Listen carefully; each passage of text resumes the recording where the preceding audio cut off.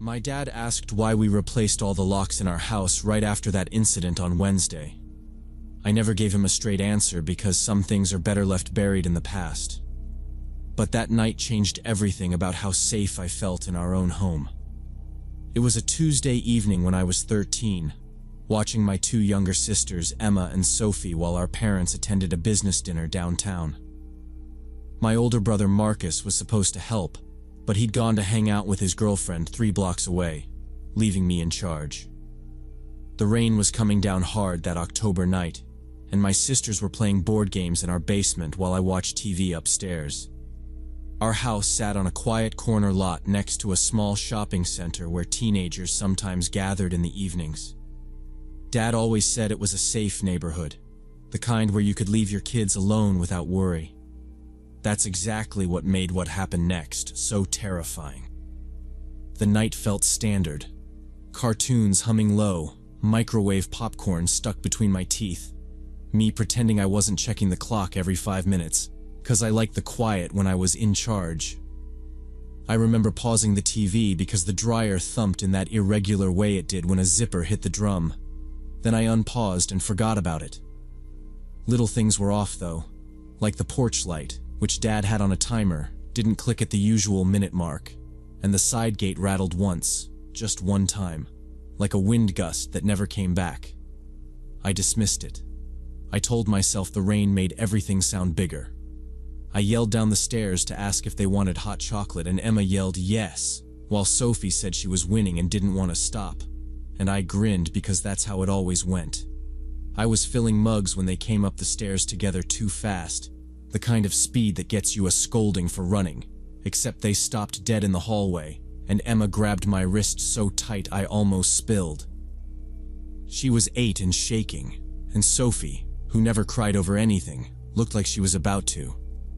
Emma said there was a man at the window, not like walking by, like watching, and he'd been there a while, and I did the stupid big brother laugh at first. Don't mess with me. But Sophie's voice cracked and she said, he crouched, like he didn't want to be seen. And that killed the joke. I told them to stick close, and we went downstairs together. The basement lights made the glass look like a mirror until lightning hit somewhere across the block, and the whole yard flashed white, and we saw the deck and the patio doors, and, yeah, those dark, wet boot prints you can't mistake for anything else. Not just 1 or 2 either. They tracked from the little basement window to the deck steps, and then over to the fence. The water pooled in the deeper parts. These weren't old. I locked the patio door so hard the latch squealed, and I told the girls, upstairs now, and we did an ugly parade. Me first, them stuck to my back, hitting locks on the way. Front deadbolt, kitchen slider, laundry door to the garage. I told them to sit on the couch where I could see them and grab Dad's flashlight from the hall closet, even though I had no plan for what I'd do with it, like I was gonna wave it like a magic wand or something. Another lightning crack hit, and in that split second the backyard looked empty, just the fence line and the black square of the deck. So my brain did that dumb, hopeful thing, like maybe it was old mud, but the rain had been steady, and those prints were shiny wet. I knew what I saw. I dialed my mom's office number because that was the only number I could think of that wasn't 911. I was still trying to be the calm kid who didn't overreact, and the receptionist said they'd already left the dinner and that she'd get a message to them. I hated how slow the wall clock ticked after that. Emma asked if she could hold my arm, and I said yeah, and Sophie kept peeking through the blinds, and I told her to stop because I didn't want whoever was out there to see movement. I didn't want to advertise anything. Every car that hissed by on the wet street made me jump. The ice maker clunked and I almost threw the flashlight. The phone finally rang, and it was Mom asking who was hurt because apparently my message had been urgent, and I tripped over my own words trying to explain the prints and the window and how long. I wasn't sure how long. And she said, "We're coming home right now," in the voice that turns orders into facts. She told me to stay inside and not to go looking. That part was firm, and to keep the blinds closed. I said okay, and then I texted Marcus. Come home now. And of course he wrote back why with a skull emoji like a jerk. I didn't answer. I stood in the hall where I could see the front door and the living room and the kitchen all at once, flashlight tucked under my arm like a cop in a movie. Which is funny now because if someone had come through the door, I had absolutely nothing but a plastic flashlight and a shaky voice. The doorbell didn't ring. Instead, Dad's truck headlights washed across the entry windows, and that made my knees go weak in a way I still remember. Dad came in and did that quick scan he did after business trips, except now it was real, and he asked, "Where?" And I told him. He grabbed the good flashlight, the heavy one from his tool bench, plus his old umbrella, and went back out before Mom even turned into the driveway. He did one lap around the house, then another, sweeping the beam along the fence line, the deck, the shrubs by the basement egress. When he came back, he looked confused and focused at the same time. "No damage," he said, like he wanted it to be a door jam or a screen cut because that's clean, that's explainable. Mom walked in as he was saying it and went straight past him to the phone. "We're calling the police," she said, and no one argued. She kept us in the living room with the curtains shut while Dad stood by the door, listening. The rain had softened, but the gutters still gurgled. The responding officer showed up pretty fast, plain uniform, soaked hat, radio squawking, and he was calm in that way that calms other people. He asked me to walk him through it, and I did, step by step, no heroics, just what I saw, and he went down into the basement and out onto the deck with Dad while I stayed with my sisters. He came back up and said the prints were suggestive, his word, but that there was no forced entry anywhere, no pry marks, nothing. He canvassed the neighbors and took a quick look around the shopping center lot out back because teenagers hung out there sometimes. Nothing. He filed the report at our dining table, pen scratching loud in the quiet, and he told Mom and Dad that with no damage and no suspect description, they couldn't do much more than note it and increase patrols for a few nights. He didn't say we were safe. He said we should keep everything locked and call if anything else happened. "Don't hesitate," he said, looking at me too, probably because my hands were still shaking. Marcus slipped in midway through, head down, and took the chewing out later in the kitchen. The officer left, polite and practical, and Dad stood there for a second like he was listening for something only he could hear. Then he exhaled and said he'd be up early. Dad installed motion sensor lights and security cameras around our entire property the very next day. Marcus came home about an hour after the police left, and he went quiet. In that way he only did when he knew he'd messed up. He asked me 3 times to repeat the part about the boot prints, like maybe I'd add something that made it less bad, and then he said, "I'm sorry, I shouldn't have bailed." And he meant it. He promised he'd never leave us alone again, which sounded dramatic, but he stuck close for a while after that, walking the yard with Dad at night like it was a job.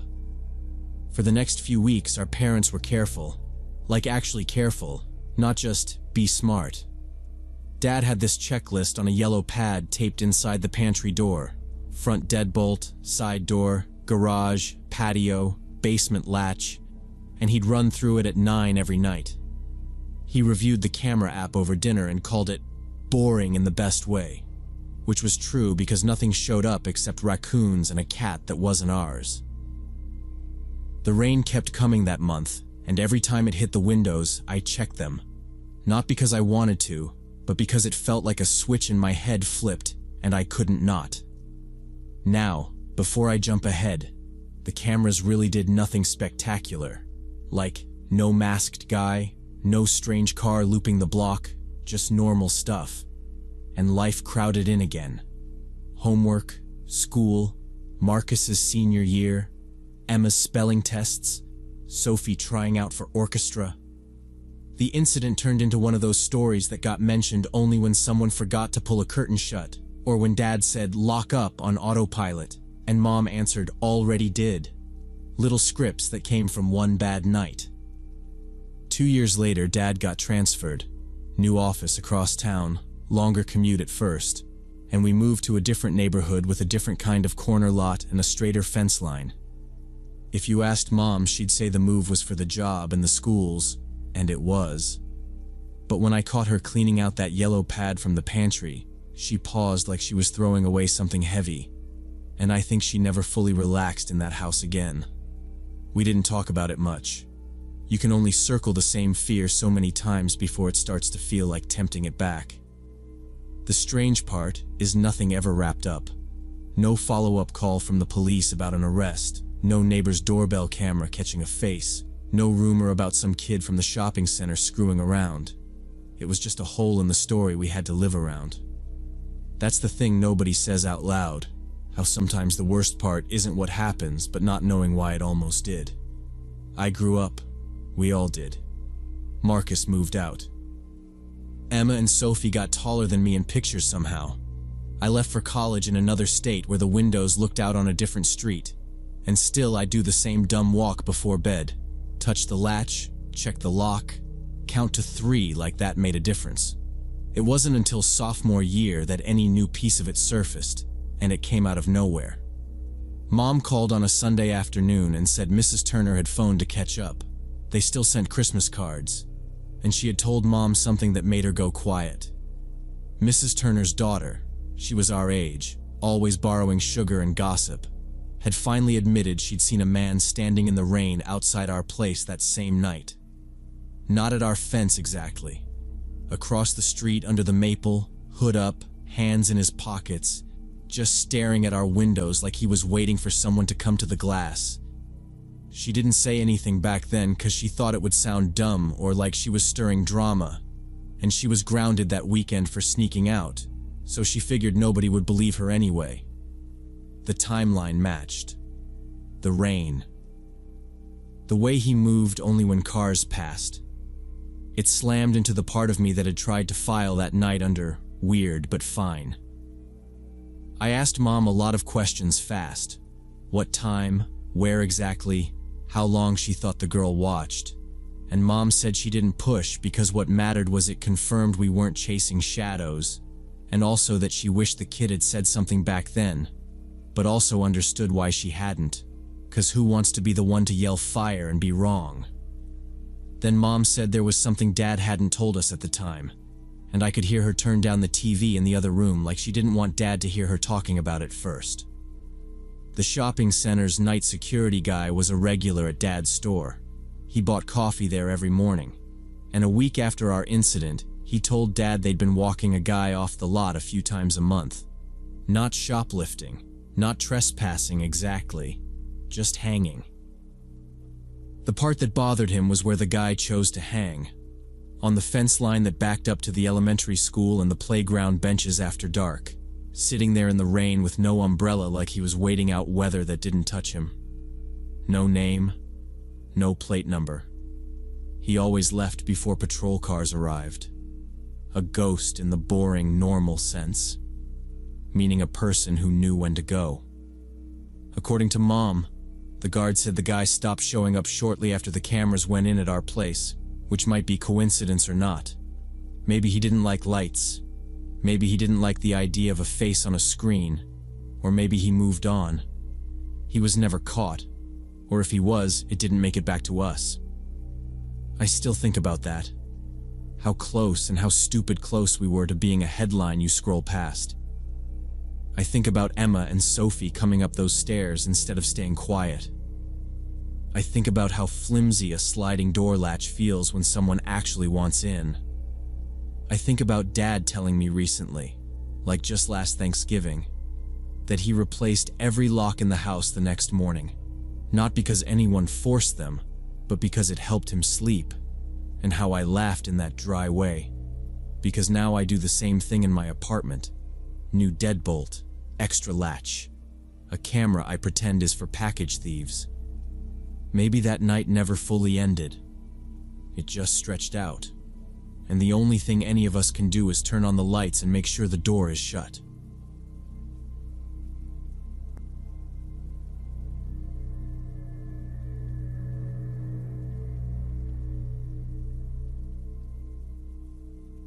Sometimes the most ordinary decisions turn out to be fatal, and only years later do you realize how close you were to disaster. It all started with an ordinary fight after a party around 2 in the morning. Mike had thrown me out onto the porch after another fit of jealousy, taking my keys and phone with him. Standing on the porch in a light dress, I realized he wouldn't open the door until morning. I didn't want to wake the neighbors. That would only make the conflict worse. The only option seemed to be the 24-hour gas station a mile from home, where I could call a friend. I stood there rubbing my arms and thinking how stupid it was to argue in whispers that turn into shouts when alcohol's involved. I wasn't even drunk, which made it worse. Then I stepped off the porch and headed down the empty road. I stuck to the shoulder, listening for cars, telling myself I'd cut across at the light near the school and keep to sidewalks after that. The first block was silent except for a leaf skittering along the curb and my sandals slapping the asphalt. I kept glancing back at the house because part of me thought Mike would cool off and come out, wave a towel like it was a truce flag. But the porch stayed dark. I passed the crooked stop sign at Maple, crossed without bothering to press the button, there were no cars, and kept going. That's when I noticed headlights sweep the cross street, too slow for the speed limit, like someone looking for an address. The car drifted up the road behind me, unhurried, then eased closer. A gray sedan with tinted windows so dark I couldn't make out the driver. It pulled alongside, and the passenger window hummed down halfway. The man leaned across. He said he was Detective Davis returning from his shift, asked if I was okay, said I shouldn't be walking alone this late 'cause nothing good happens after 2. I hovered a few feet from the door, hands tucked into my elbows, and asked if he could call someone for me. He tapped the door frame with his fingers like people do when they're deciding, then held up a leather badge wallet, quick, like a flash of ID at a register. "Narcotics," he said, like that explained everything. He nodded at the empty street. "Hop in. I'll get you to the gas station. Too cold to be out here." The heater noise rolled out of the car and hit my legs, and I felt stupid for hesitating because it was freezing. He unlocked the door, a soft clunk, and I got in because at the time it felt logical. Cop, badge, warm car, short ride, and then I could call my friend. The door shut heavier than I expected. He put the window up and the street disappeared. Inside smelled like coffee and cigarettes, stale but not gross, and there were manila folders on the back seat with pink flags sticking out. Case notes or something. He drove one-handed, the other resting near the gear shift, and didn't gun it like a creep, just cruised. He told me he worked nights, that he was filling in on a task force, that he had 2 kids who never saw him on weekends 'cause of overtime. He said he hated the paperwork more than he hated the dealers. "Paperwork never runs," he joked. It sounded like canned small talk, but it also sounded like every cop I'd ever overheard in a diner, so I nodded. When I asked to use his phone, he made a face, tapped his pocket, and said the battery was dead, but the gas station was close. 2 minutes, he said. I said thanks for stopping. Most people would have driven by. He shrugged like it was nothing. He knew the cross streets without looking. He said the department still called the intersection by its old name 'cause of some raid years back, and I don't even know why that convinced me, but it did. He mentioned a lieutenant who made them log every traffic stop, and that he was gonna catch hell for getting home late. He chuckled. The heater was blasting. I could feel it on my knees, and I placed my hands under the vents, trying to get feeling back. It occurred to me then that I could ask him to turn on his dash radio and call dispatch for a welfare check. Have them knock on my door so Mike had to hand over my phone and keys. Logical, right? But I didn't want to explain the stupid fight to an actual cop, so I didn't press it. Street names went by, but instead of angling toward the main road, we kept straight past the turn that would have taken us to the gas station. At first, I thought he was looping around due to a construction detour. There'd been a water main break last week, and I opened my mouth to ask, then closed it because he flicked his blinker like he was about to correct course. He didn't. The lights thinned out. The last occupied porch we passed had a wind chime moving in the breeze. Tiny high clinks that got swallowed by the car's hum. He kept talking about overtime forms, the way the city wanted them typed now, not handwritten. I nodded, because I was waiting for him to cut over to the main road. He didn't. Instead, he rolled through a light, and we crossed the 4-lane where the gas station should have been shining on the right like a stadium.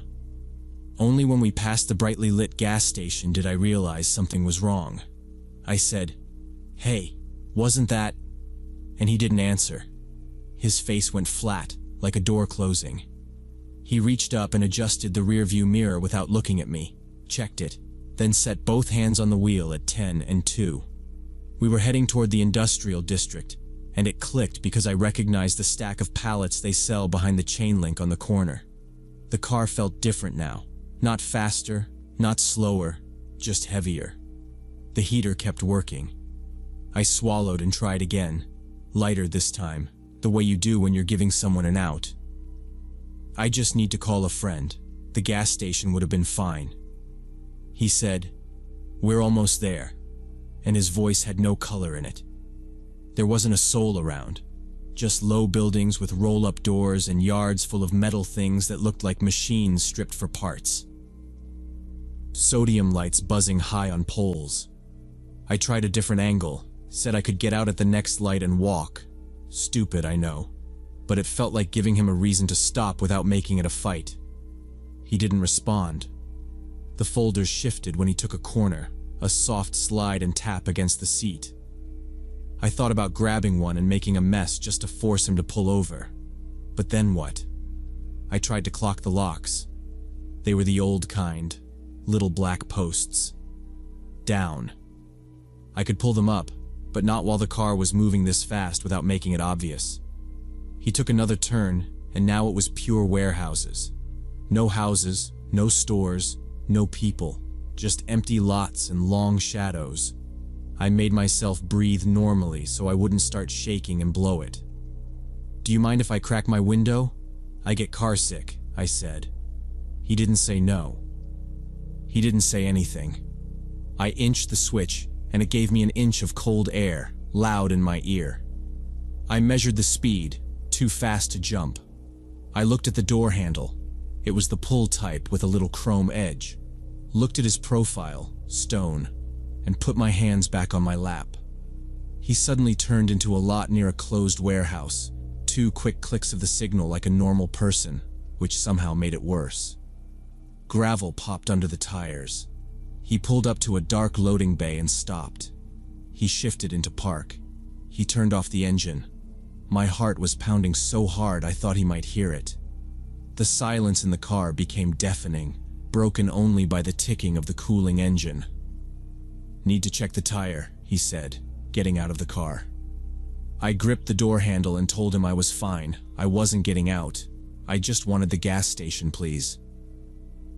He walked around the front, slow and deliberate, and yanked the passenger door hard enough that it bumped my knee, and I slid my foot back and said, "Please don't." But before the rest came out, a patrol car rolled past the lot entrance, not fast, just cruising. He froze with his hand on the door, eyes following the receding lights, and in that second, I didn't breathe.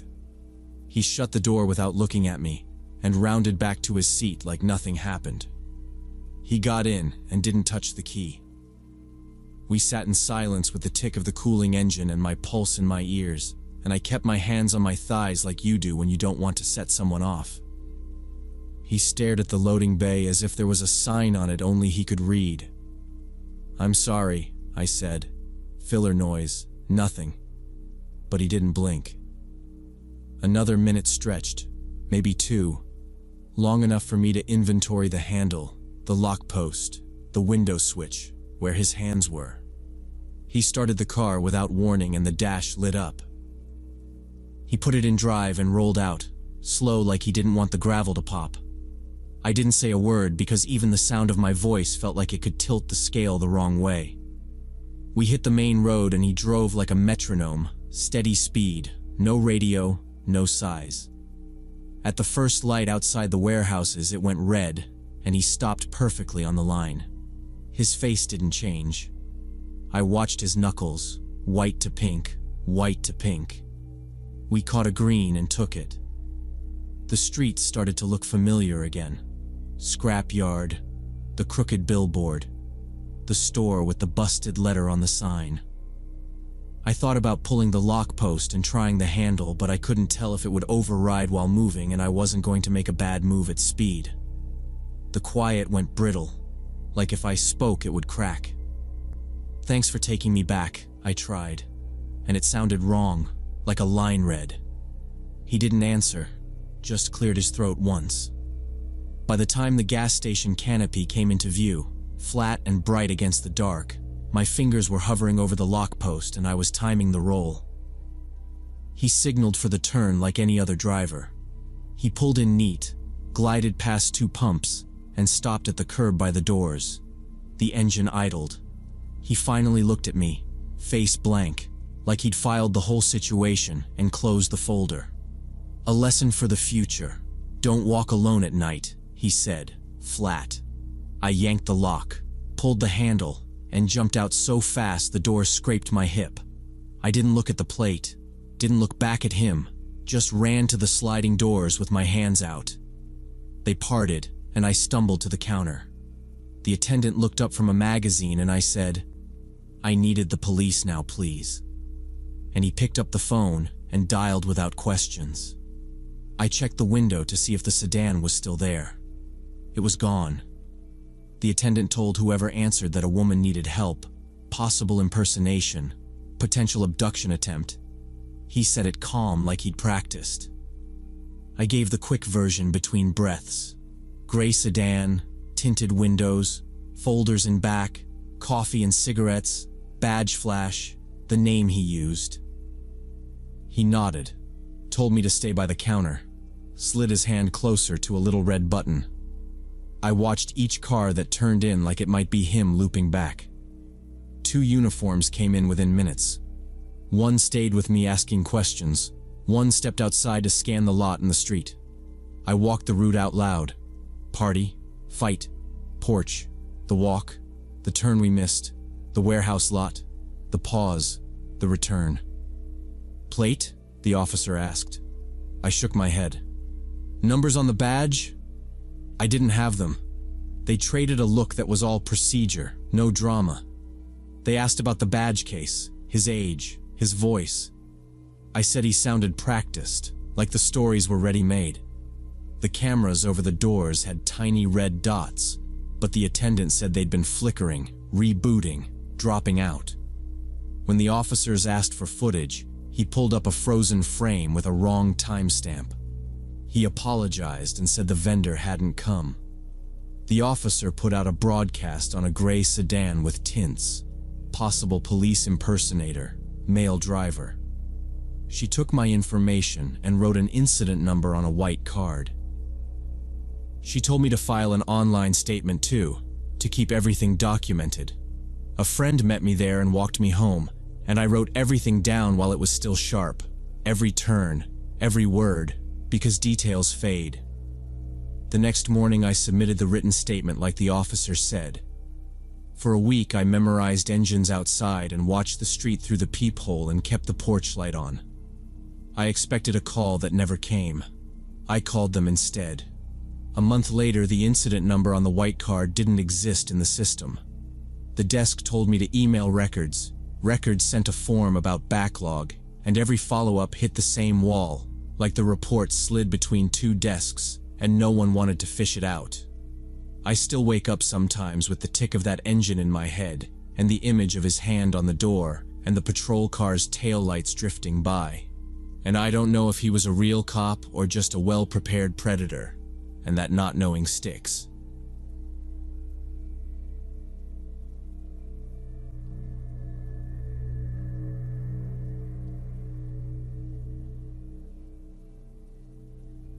So, when I was 29, I had one of the most terrifying experiences of my life in what should have been a simple taxi ride home. I'd just finished some complicated business negotiations at an office building on the outskirts of town and called a cab around 10:30 p.m. The meeting had run way longer than expected, and the area was pretty industrial and deserted at night. I work as a financial consultant and often stay late, but I usually drive my own car. My car was in the shop that day, so I had to rely on the taxi service my company sometimes used. The driver who showed up was a thin guy in his mid-30s with greasy hair and a car that reeked of cigarettes. It was drizzling outside, unusually cool for October, and I just wanted to get home and decompress from the stressful day. The first few minutes seemed normal enough as we pulled away from the empty office complex. He was quiet at first, kind of hunched over the wheel, both hands at 10 and 2, wipers squeaking every few seconds, and I told myself, okay, this is fine. No small talk is perfect after 10 hours of spreadsheets and people talking over each other. We rolled through 2 green lights, and I checked the meter, just a reflex, and the company address on the little screen matched mine, so I relaxed, scrolled my email, nothing dramatic. The only weird thing was he kept adjusting his rear view, and I caught my own face in it, tired, hair frizzy from the mist. And then I realized he wasn't checking traffic. He was looking at me. Not long staring, like these tiny glances that stacked up. I ignored it. People do that. Whatever. A couple minutes later, he started drifting under the speed limit, not braking, just letting the car crawl. And an SUV came up behind and went around. I figured maybe the rain was making him cautious. Fine by me.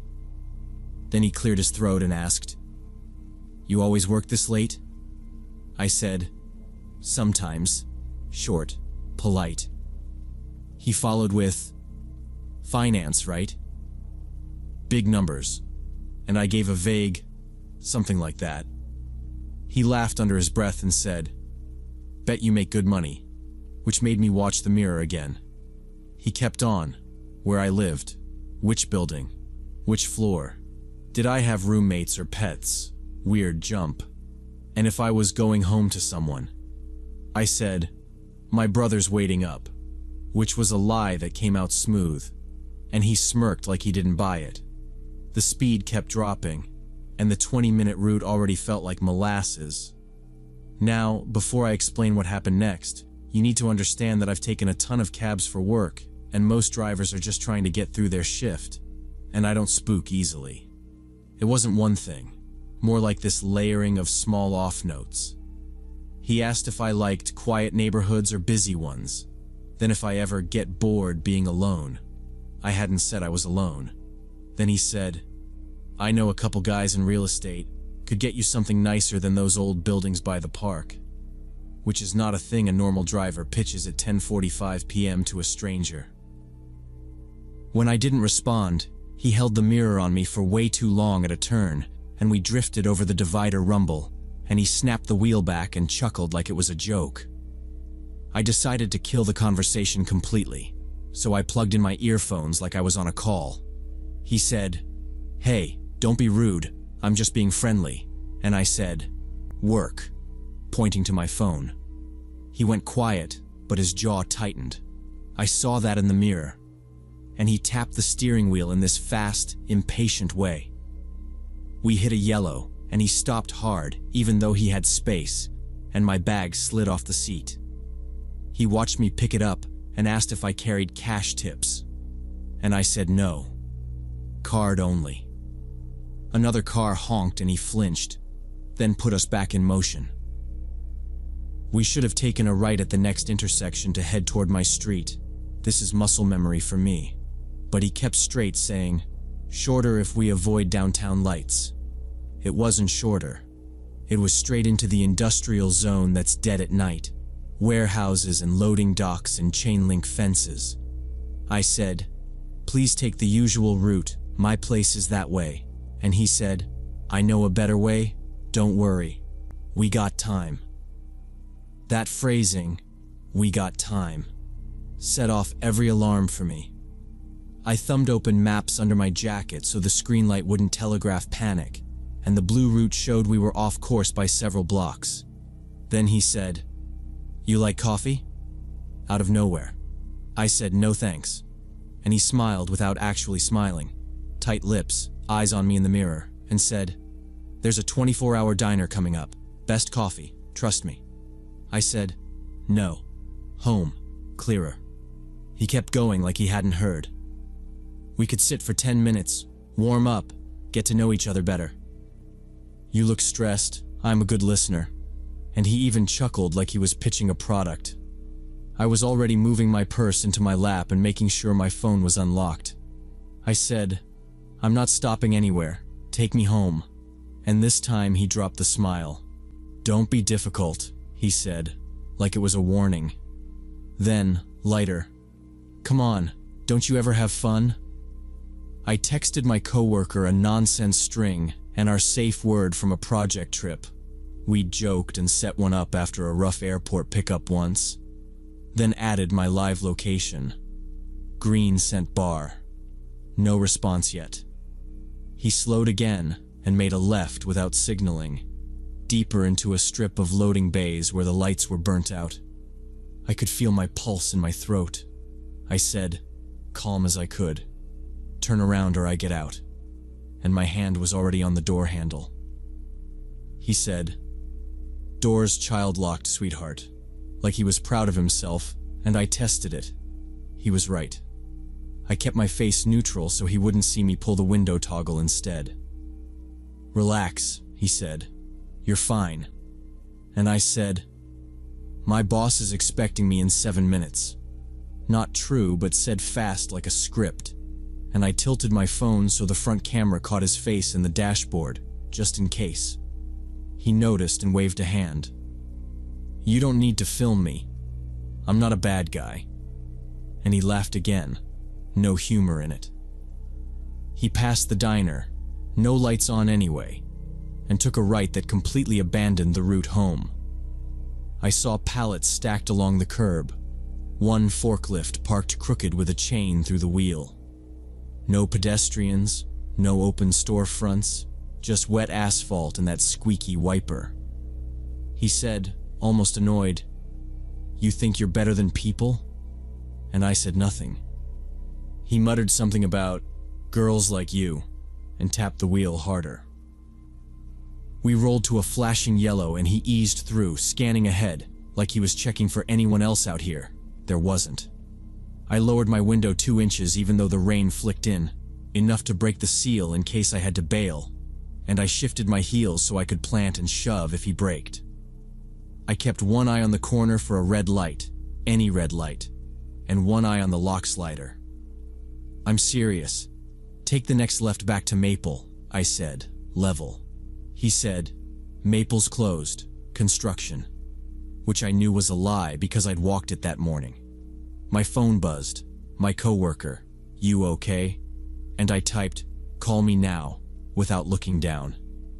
I moved the phone to my ear like the pretend call from before, only this time I let it ring twice so the sound filled the car.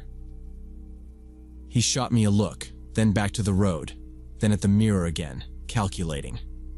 I slid my thumb to the emergency dial screen under the edge of the case and held it there, counting my breaths and the distance to the next intersection, while he drove us past another shuttered warehouse. The empty streets and dark warehouses we were passing made me feel incredibly vulnerable and isolated. He rolled to a red and finally stopped, and for a second I thought thank God a car might pull up next to us. But there was no one, just the blinking walk sign and wet pavement. He turned in the seat, elbow over the backrest like we were on a date, and said, very casual, "Why don't you come to my place for a bit? I'll show you a really good time. Promise." The way he looked at me was all calculation, not heat, like he was measuring risk. I said, flat, "Take me to my address right now," and I added, steady, "or I'm calling the police." He smiled in this tight way and said I was being dramatic. I put the phone where he could see the emergency screen. Right then my phone rang for real. My colleague with a late-night spreadsheet issue, I hit accept and raised my voice on purpose. Yeah, I'm almost home. I'm on Maple heading to 2145 Westfield 5th floor entrance. You're still logged in, right? I watched him hear every word. His jaw flexed and he turned back to the wheel without speaking. The light went green and he signaled, finally, and took us the proper way like he should have 40 minutes earlier. My coworker kept talking about a formula I didn't care about, and I answered loud, repeating the address and saying I could see the block. He gripped the wheel harder and breathed through his nose, and the car picked up speed. He tried to cut in once with, "You don't have to," and I talked over him into the phone. "Yes, the 2145 entrance is lit. I see security on the corner," I lied, and I felt the shift. He deflated, but not completely. He took corners harder now, not reckless, but annoyed, and the engine noise filled the gaps where he'd been talking. I kept my voice up. "Yep, boss wants me on at 11 sharp, I said, and I caught his eyes in the mirror. He looked away. The next 10 minutes were tight and quiet. He kept the meter running, hands back at 10 and 2 like the beginning, but every couple blocks he tried to bait me. "You're gonna leave a guy hanging like that? You don't even know me." I stayed on the call and only answered my colleague, who finally got the hint and just stayed on the line breathing. We passed out of the warehouses into streets with actual apartments and a bus stop with 2 people under the awning. I sat taller so they could see me. He muttered something I couldn't catch and flicked the blinker late. He said, softer, "Look, I was just trying to be nice." And I gave him nothing. We hit a real red near my block and he didn't turn this time. He just waited, blinking signal on, rain ticking on the glass. And I kept saying, "5th floor entrance, buzz me when you're in the dock," like I was narrating to an audience. When the light went green, he drove the exact 2 turns that lead to my building and pulled to the curb. He didn't look back when I said, "Stop here." I paid fast. Card, no tip. And as the receipt printed, he said without looking at me, "You should smile more," which told me he was still mad I hadn't played along. I took the slip, popped the door, and stepped out hard with my bag clutched and my phone still to my ear. I said into the line, loud, "Yeah, I see the lobby. I'm going in now." And I shut the door on whatever he was about to say. He didn't pull away. He idled while I badged into the vestibule, then rolled forward slow, like he was staging a second look. I held the inner door and watched him creep past the glass. He turned his head to track me, then eased to the corner, paused, and looped back the other direction, as if to memorize the numbers over the awning and the keypad placement. I stayed in the lobby, between the mailboxes and the camera dome, pretending to keep talking about budgets, and I counted to 60 twice. He passed a second time, then finally, he was gone. I waited another few minutes to be sure. A neighbor came down with a laundry bag and I asked, casual, "You see a gray sedan circle twice?" He shrugged and said he hadn't noticed. I rode the elevator up and only when I was at my door did I let the call end. I focused on the order: top lock, bottom lock, chain. I messaged my coworker that I was in and safe, and she said she was about to call 911 if I'd gone quiet. I thanked her and saved the receipt and the live location screenshots in a folder. Morning. I reported him to the dispatcher number on the slip. I kept it factual. Route deviation, intrusive questions, refusal to follow directions, attempt to detour to a diner, suggestion I go to his apartment, child locks engaged. The woman on the line sounded tired. She said they'd flag his file and coach him, but unless there was proof of a crime, there wasn't much else. I asked if they tracked GPS. She said yes, but it just showed he completed the fare. I emailed the complaint too, attaching timestamps. The auto reply thanked me for my feedback. About a week later, I left the office at lunch and noticed a sedan across the street with the same body style and a familiar dent in the rear bumper.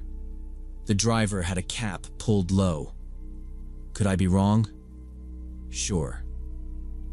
I walked back inside and watched from behind the security glass. The car didn't move for 10 minutes, then pulled out when a delivery truck blocked the lane, slow enough that I tried to catch the plate and missed the last digit. I printed a still from the lobby camera of me coming in the night before, just to have it with the timestamps, and I told the front desk to call me if they saw that sedan again. I stopped using taxis after that. If my car's in the shop, I line up a ride with a coworker or my brother, or I'll just reschedule. People told me I overreacted, that nothing actually happened, which is easy to say when it's not you in a locked back seat on dead streets. Sometimes I still get a jolt when a sedan matches my pace on the sidewalk or a driver lingers at a light. And I keep thinking about all the ways that ride could have gone worse if my colleague hadn't called right then, if I hadn't said my address out loud, and if he hadn't believed someone was waiting. The whole experience taught me to trust my instincts when something feels wrong, even in situations that seem routine and safe.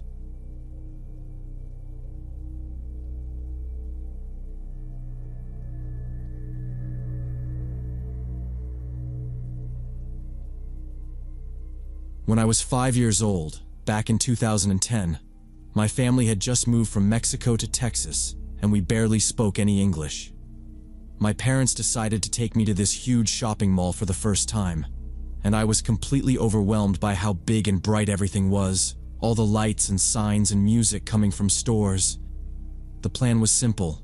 Mom would go to one department while Dad and I went to another to look for clothes. But I saw this wall of colorful cars and plastic dinosaurs in a display, and I just kind of drifted toward it without thinking. Like 2 steps, then 4, and suddenly the tall racks swallowed my view. I turned around and couldn't see my dad's jacket anymore, and the aisles felt like a maze. I yelled, "Papa!" once, then twice, louder, and people glanced at me and kept walking, and a couple tried to say something but I didn't know the words. So I said, "Papa, ¿dónde estás?" And I started moving, little legs weaving between carts and boots, and my chest was hot from breathing too fast. That's when this young woman in what looked like an employee uniform, dark slacks, a blue top, a plastic badge I couldn't read, stepped into my path. She had blonde hair and a friendly smile, and she crouched down so we were the same height and talked while pointing toward the exit. I didn't catch most of it, just "you," "lost," and "Mom," "Dad." And I nodded hard and kept saying, "Papa," and she kept smiling like everything was fine. She offered her hand, palm up, like teachers used to do back in kindergarten, and I took it because she felt official, like she belonged there. Like the badge meant something important. She started leading me, and we weren't going the way I'd come from, which bothered me a little, but I figured maybe she knew a faster route. We passed a couple registers and then turned away from the big noise and into a quieter section with boxes stacked on pallets. I remember thinking I couldn't see the big fountain anymore, the one I'd used to remember where we split, and that made me want to pull back. But she squeezed my hand and said something like, "Help desk," then pointed ahead like she was proud of this shortcut. We reached a gray metal door with a little push bar. No decoration, no posters, just a sign with letters I couldn't read. And she pushed it open with her shoulder and guided me through. The air felt different right away, and then we were outside, which didn't make sense to me, because I thought the help desk would be near the middle of everything, not in the back somewhere. It was a service area, just concrete, a couple of dumpsters, no crowds. I slowed down and looked around for my dad because maybe he'd be there somehow. I don't know what I thought, but he wasn't, and the woman kind of steered me toward a small white car parked close to the door. "It's okay, sweetie," she said. At least that's how it sounded. And she opened the back door and patted the seat like that was the next step. I said, "Papa, Papa," almost crying now, and she nodded like she understood and said more words I didn't get. Soothing voice, still smiling. I climbed in because she seemed so sure, and she buckled me in and shut the door and got into the driver's seat. The car smelled like gum and something flowery. She locked the doors. She said something cheerful, like we were going on a little trip. She pulled away slow, like she didn't want to make me nervous, and I sat there trying to see the mall as we left. The buildings all looked the same to me then. I pressed my face to the window and kept saying, "Papa," and she would say my name.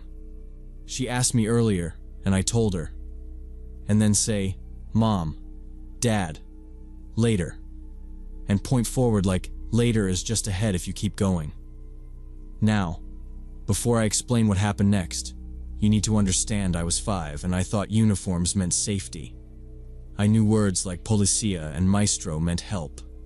A badge was a badge.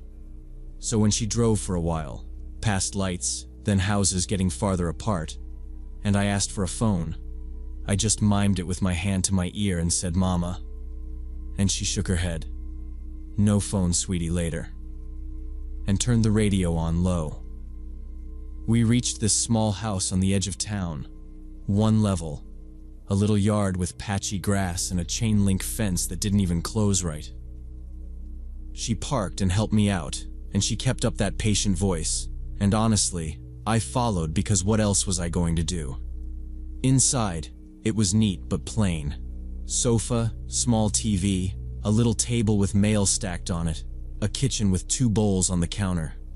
She set me on the couch and put on cartoons, then went to the kitchen and brought me a juice box and crackers. I said, "Donde está mi mamá?"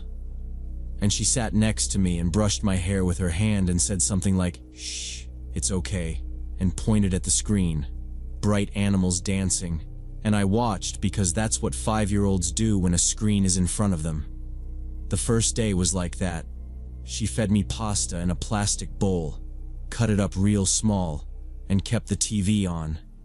She showed me a box with some toys, little cars, crayons, a puzzle, and I played while she watched from the kitchen doorway, sometimes checking her phone, sometimes peeking through the blinds. If I said "Papa," she would say my name in that same soft voice and then distract. "Look, car," and roll a toy across the rug. When I tried the front door knob, it was locked with a deadbolt too high for me to reach. "No outside," she said, pointing down, serious just for a second, and then the smile came back like a switch. That night, she made up a little bed for me on the couch with a blanket that smelled like laundry soap and something else I couldn't place. She slept in the chair with a light on. I whispered "Mama" until I fell asleep. Second day, she drove somewhere and came back with a bag of cheap toys, stickers, a coloring book with superheroes, and this time she added ice cream to the routine. She held my hand to the bathroom and stood by the door while I brushed my teeth with a tiny new toothbrush. She never raised her voice. She never hit me. She just never let me outside. The phone stayed out of reach no matter how I watched her move it around, sometimes pocket, sometimes the table, then always in her hand if I got near. Every time I said, "Lamar a mama," she'd hand me a stuffed animal and say, "Later, later." Why did that feel worse than yelling? On the third day, I asked, "Escuela?" because I knew that word here too, and she shook her head and said, "No school, day off," and gave me cereal and let me pick which cartoon. She was always within 5 steps, always between me and the door. When someone knocked once in the afternoon, she froze, looked at me, and put a finger to her lips, the only time I saw her face go completely blank, and waited until the knocking stopped. Then she smiled again, too quick. "Game," she said, tapping the puzzle box. Meanwhile, in the mall, my parents had gone from annoyed to frantic in minutes. My dad retraced every aisle, yelling my name, and my mom came running back from her section, crying, grabbing employees by the arm and saying, "Mi hijo," and pointing everywhere. The management called a code yellow, the gates at certain exits started coming down, and security spread the word on radios. They checked the bathrooms, the play area, behind registers, inside fitting rooms. They shut down the children's department for a while and took my parents to an office with a bank of monitors. A security guy in a white shirt rolled back footage with a wheel on the keyboard, and they started checking all the security cameras and reviewing footage from every entrance and exit. The Amber Alert hit phones and highway signs the next morning. My name, age 5, last seen at the mall, red t-shirt. And local news ran my parents' faces begging in Spanish and rough English for help. Detectives stayed with them, wrote times on a whiteboard, circled exits, and kept asking my dad about the service door, 'cause that's where the camera got weird. Inside the security office, they scrubbed footage frame by frame until they caught the door swing open and a small white car pull tight to the curb, the driver leaning out to look around. And there was my head and her hand on my shoulder, tiny and obvious once you saw it, and my dad hit the table and said, "Yes, yes, that's him." They sharpened the plate just enough to guess 3 characters and the state. They ran combinations through DMV, compared to citations near the mall, and a patrol officer remembered ticketing a white compact behind some medical offices, dented bumper, baby on board sticker. That gave them a likely plate and a name. Jennifer Collins, 28, address on the outskirts near a feeder road. A team went quiet, no lights, because if a kid was inside, they didn't want her to panic. One detective told my parents, "If he's there, we bring him out safe." And my mom just nodded and stared at his mouth like she could pull the words closer. They knocked and got nothing. A neighbor stepped out and said the woman came and went at odd hours with a little boy who didn't look like her. So with the Amber Alert active, a judge signed the warrant fast. They popped the deadbolt with a ram and flowed in with calm voices. "Police, hands where we can see." I remember a cartoon blasting and a bowl of milk going sour on the table, and then all those uniforms in the doorway. She stepped out slow with her hands up. She didn't argue or cry. An officer picked me up and wrapped a blanket around me even though it was warm, because that's what they do. "It's okay, buddy. We've got you," he said, carrying me past the chain-link fence to a cruiser while I asked, "Mama?" And he said, "Soon." He radioed, "Child recovered," and whoever answered sounded like they let out a breath. At the station, a victim advocate who spoke Spanish led my parents in. My mom crushed me against her chest, and my dad kept saying "gracias, gracias" to every uniform in reach. Reporters tried to push into the lobby, but a sergeant held them back and said they'd get a statement later. Someone handed me water. Someone took Jennifer by the elbow, no cuffs at first, into a room. My parents gave a couple lines to the cameras because the detective said it helps the public stand down. We went home with a patrol car following us. For the next week, officers rolled by at night.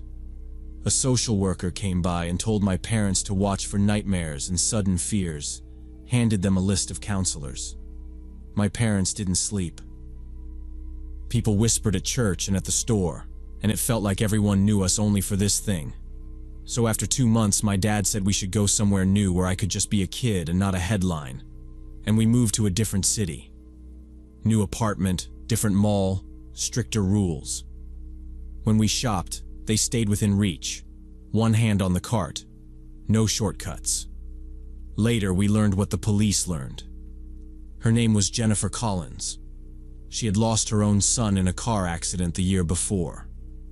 The report said outpatient treatment, on and off meds, missed therapy, no history of violence. It said she'd decompensated after a trigger at the mall, me calling Papa, the tiny backpack, whatever made her brain rewrite the scene, and that she wasn't thinking clearly when she took me. She fed me and kept me inside and didn't ask for money. It was still kidnapping. The detective told my dad, "It's the strangest kind of wrong," and my dad just nodded because there wasn't a good word for it. A judge sent her to a psychiatric facility instead of prison, treatment first, with check-ins after release. We didn't follow the case much after we moved, but the detective called my parents later and said that about 6 months after she got out, Jennifer killed herself. He thought it was better that we heard it from him than from TV. My mom cried in the kitchen, and my dad stood there with his hand on her back and didn't talk, and I was in my room drawing cars, and I didn't understand why the house felt heavier than when I'd come home. Years went by. When I was old enough for the full version, my parents sat me down and explained everything in plain words. They didn't dramatize it. They told me what happened, why we moved, what we changed. They kept it practical. Stay together in public. If you get lost, you go to someone at a register. You say, "I need help," loud. You don't follow anyone to a door you don't know. My mom showed me a box with the old flyers and the stuffed bear the officer gave me, and the paper bracelet she made me wear with our phone number written twice. I still think about Jennifer sometimes, and I know I was lucky she wasn't the kind of predator everyone fears. She treated me like I could fix a hole in her life. And that doesn't make it okay. It just explains the shape of what happened. I wonder what might have changed if somebody had reached her sooner. If she'd had a person to sit with her through the worst nights. And I hate that grief can twist choices until a crime looks like love. What I took from it is simple. We stay close. We speak up fast. And we don't assume a uniform means safe.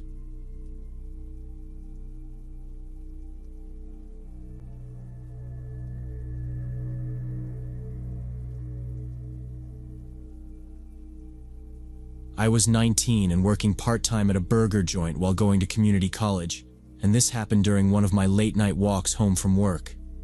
It was about 2:30 in the morning, drizzling lightly, and I was hurrying to get back to my dorm before the rain got heavier.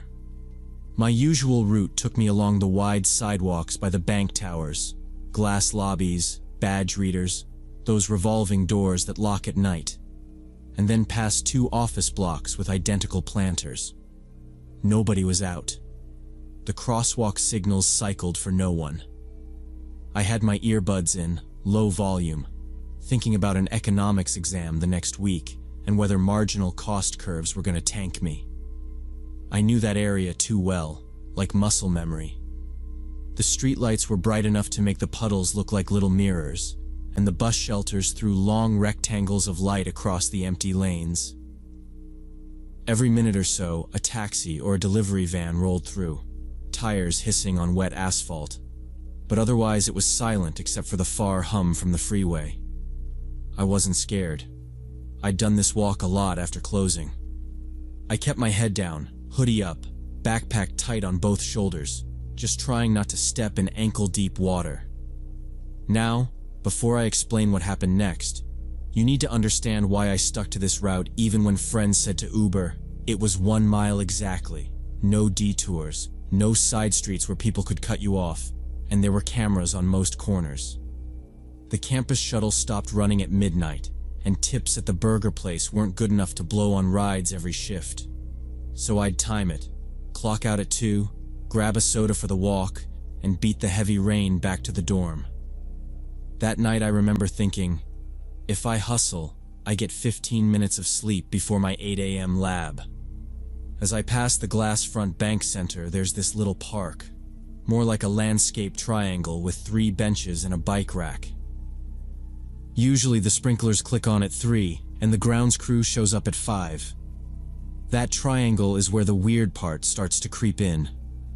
A parking meter was blinking red with that dead late look, and one streetlight on the corner was buzzing, like it wanted to die but couldn't, and I clocked a guy under it. He was the only person I'd seen on foot in 3 blocks, and he was standing perfectly still, one hand up to his ear, talking into a phone. The man looked like a businessman. Expensive dark suit, leather briefcase, shiny dress shoes, average height, maybe 40. It was odd, sure, but not crazy.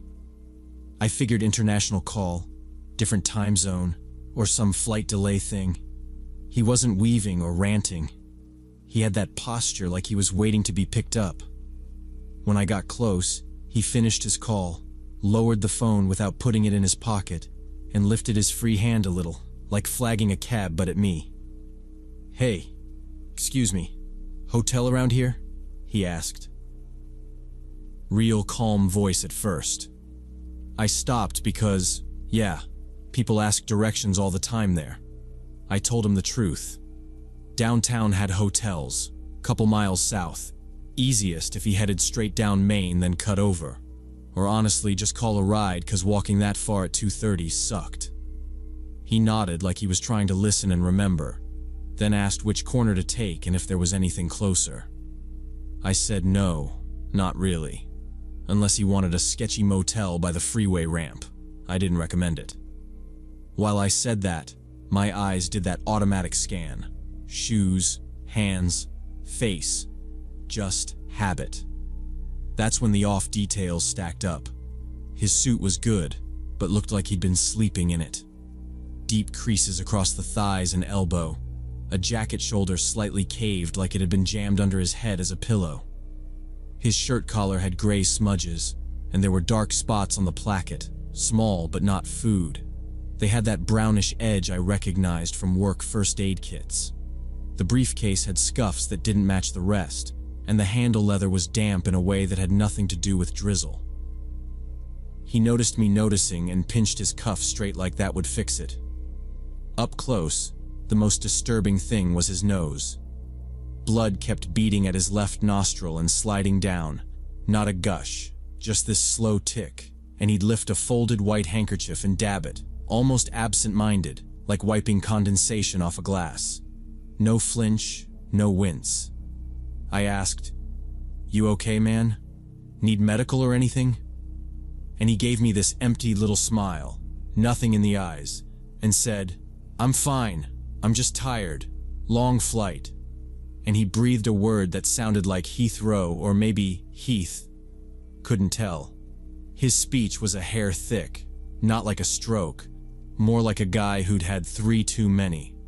When he said fine, there was that sweet sour alcohol smell, not fresh beer, more like whiskey sweating out.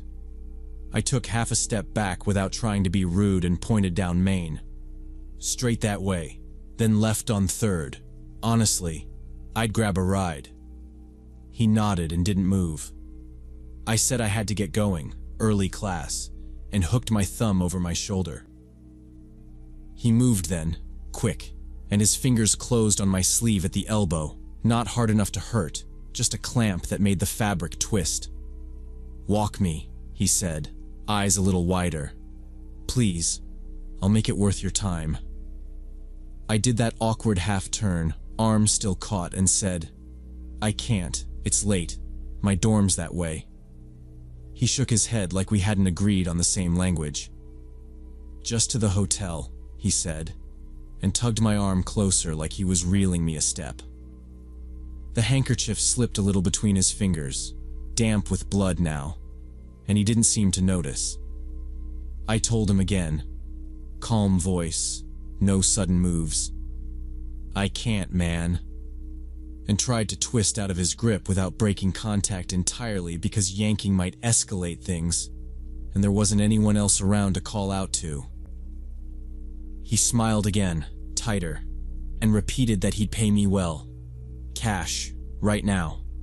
And his other hand fumbled at his inside jacket pocket like he was going to prove it.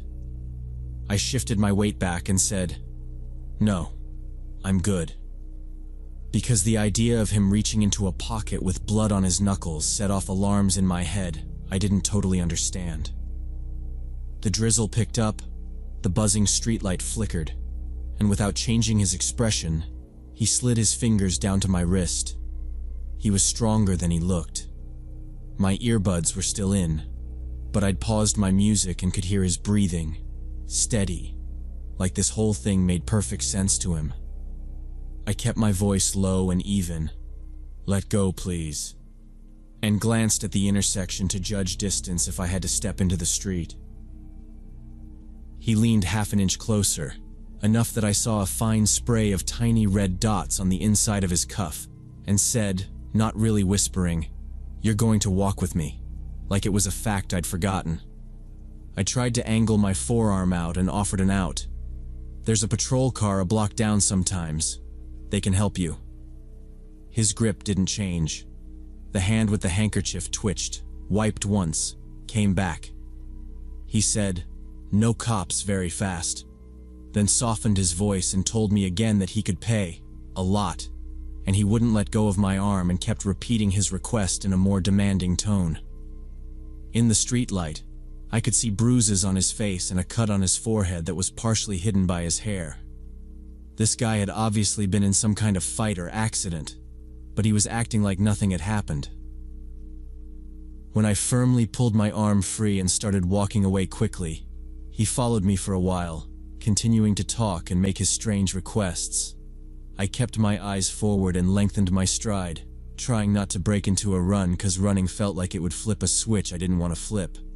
And I kept my phone up at chest height like I was reading a text. He kept pace, heels clicking, briefcase thumping his leg every few steps, and he said stuff like, "Just a few blocks," and "You'll be back before you know it." And then he drifted into nonsense about his company paying double for inconvenience, which didn't even make sense in that moment. I angled toward the brighter side of the street where the bank's cameras pointed, and I made sure to pass directly under each light so if anything happened it would be on video, which sounds paranoid, but it's exactly how my brain works when I'm 19 and alone at 2:30 a.m. He called me buddy, then kid, then asked my name, and I stayed quiet because giving him anything felt like an invitation he could use. At the next corner I cut right even though straight was faster, just to reach a block with a bus shelter and a map board, and he cut with me without missing a beat. The drizzle streaked the blood under his nose, and I could see a purple bloom under his left eye and a fresh split near his hairline that flashed dark when the light caught it. He dabbed at it with the handkerchief and kept talking, mumbling about a reservation and then insisting the hotel was right there, while gesturing at an office tower with the lights off. He tried to edge closer so our shoulders would touch, like he thought proximity would settle it, and I shifted out, putting the bike rack between us for a second, which forced him to step around it and gave me a few feet of space. I told him, firm, "I'm not walking you," and lifted my phone like I was about to call, and he glanced at it but didn't flinch or slow down. I weighed calling 911 right then, my thumb hovering, and the calculation was ugly. Empty street, no witnesses, no idea how he'd react if he thought I was bringing cops into it, and if he grabbed me again, I'd be the one stuck next to him while the call connected. The nearest open place I could name was a pharmacy 3 blocks away, and I wasn't sure it even ran 24 hours, and I didn't want to lead him toward campus either. So I walked faster. He matched for a handful of yards, then drifted a foot back like he was thinking it through. He kept repeating that he'd pay cash and said a number that was stupid for a walk, which made my skin crawl because it meant he didn't think straight at all. At the next intersection the signal flipped, and a rideshare rolled past and threw headlights across us, and I used that moment to cut diagonally on a stale yellow and make him decide whether to jog to keep up. He didn't. He stopped on the curb and said louder, "Come on," like a parent calling a kid, but he stayed put and kept the handkerchief pressed to his face. I turned the corner and finally put real space between us. I didn't look back, not there. Because if he started up again, I needed that extra second to get my dorm fob out and not fumble it, and I kept my elbow tight so I wouldn't drop anything if I had to move. 2 minutes later, I hit the campus block, and the blue light pole came into view, and I let out a breath and caught myself because I still hadn't cleared the door. I cut across the small strip of lawn and got to the entry. I swiped in, went through the first door, and only then risked a glance over my shoulder. The sidewalk behind me was empty. No suit, no briefcase, just the buzz of the streetlight and my face smeared in the glass as I pulled the second door open. Inside, it felt like noise had been turned down. I stood just inside for a second, phone in my hand, debating if I should call campus security and report a disoriented guy by the bank. I didn't. I went upstairs, locked my door, and put my wallet and keys on the desk in a neat little row because my hands needed a job. I sat on my bed with my shoes still on and watched the red LED on my power strip count the minutes I wasn't sleeping. I never took that route home late again after that encounter, not even once, and I started leaving 5 minutes before close so the walk would angle past the all-night diner with the cashier who always stood by the window. The next morning I told my roommate over cereal. He listened and said, maybe the guy got mugged, or maybe he was in a car accident and wandered off, or maybe he'd been on a bender and face-planted in a garage. He said, "You're 19, you're not a medic," and asked if I wanted to swing by the bank at lunch to see if there was tape or a patrol car. I said no. I felt guilty for not calling police or an ambulance, but in the moment, I just wanted to get away from that creepy stranger. A few days later, I read in the local paper about a man in a business suit who was found wandering the streets for several hours, heavily intoxicated and with a head injury. Police believed he'd fallen and hit his head, but the man couldn't remember anything about what had happened to him. I never knew for sure if it was the same person, but the description matched perfectly with the guy I'd encountered. I still think about that night sometimes and feel bad that I didn't show more compassion for someone who was clearly in trouble. And maybe if I'd called for help, he would have gotten treatment sooner. But every instinct I had was screaming that something was off, and that I shouldn't let him steer me anywhere. So it taught me to balance compassion with my own safety. And even now, 10 years later, I'm not sure I made the right choice, but I'm glad I trusted my gut feeling that night.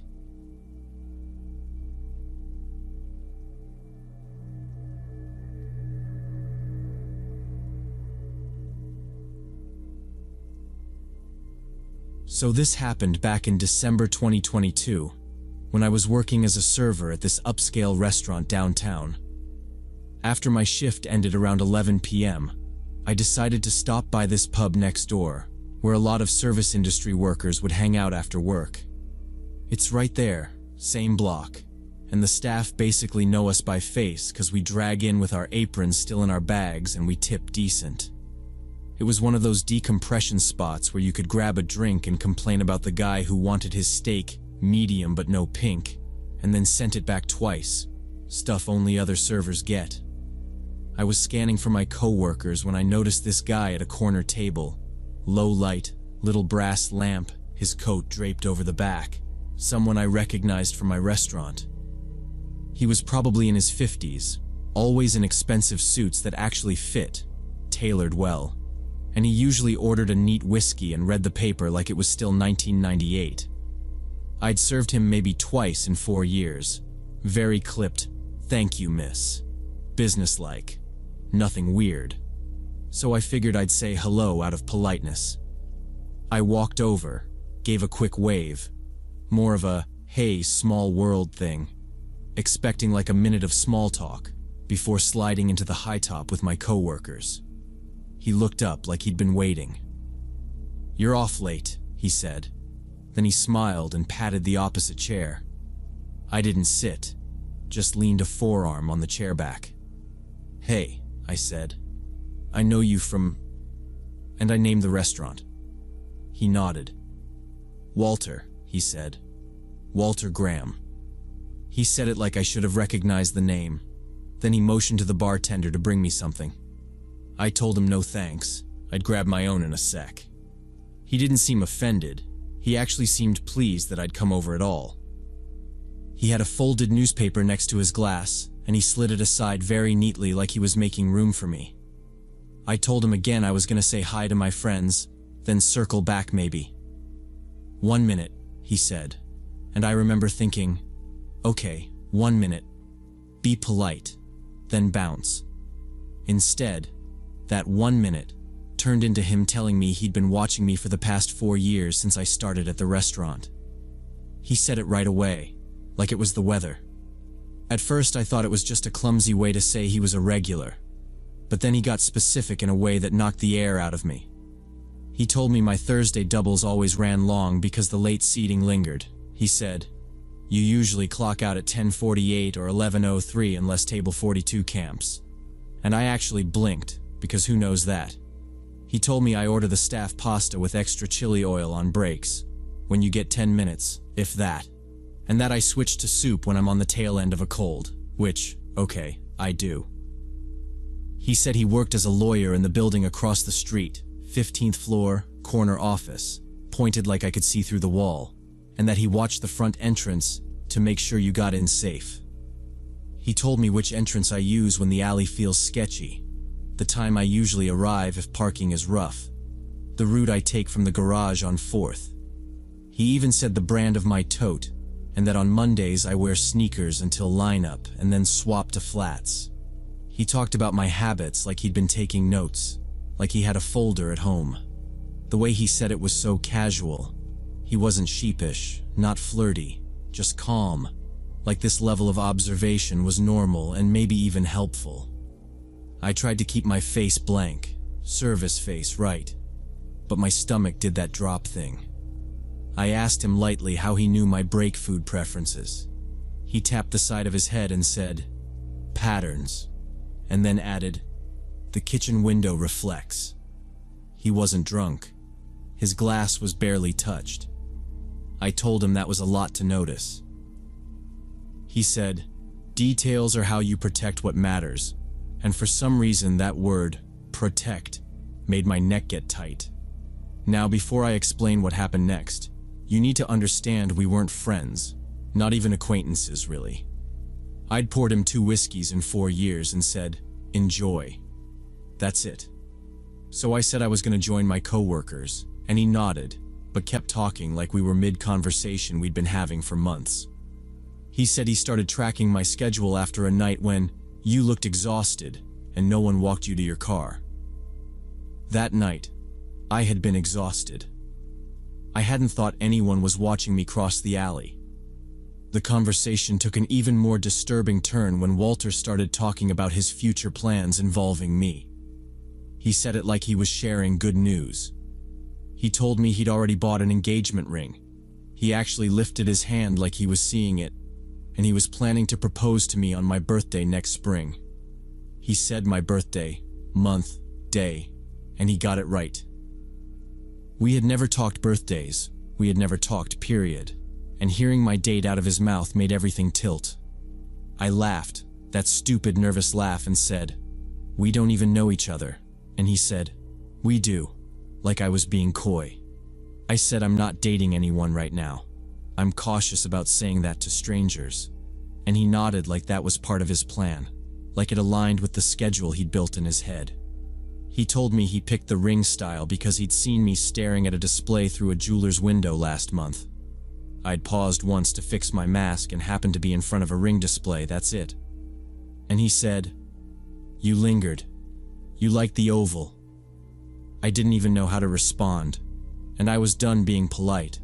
So I said I was thinking about changing jobs, because I actually was. I'd been eyeing a breakfast place across town. And that's when he changed. It was like a switch. His smile flattened and he got this fixed, intent look, the kind you see when someone is doing math and you've just messed up their equation. He said, "Don't disappear," and then, slower, because then everything would fall apart. He wasn't raising his voice, but the phrasing landed hard.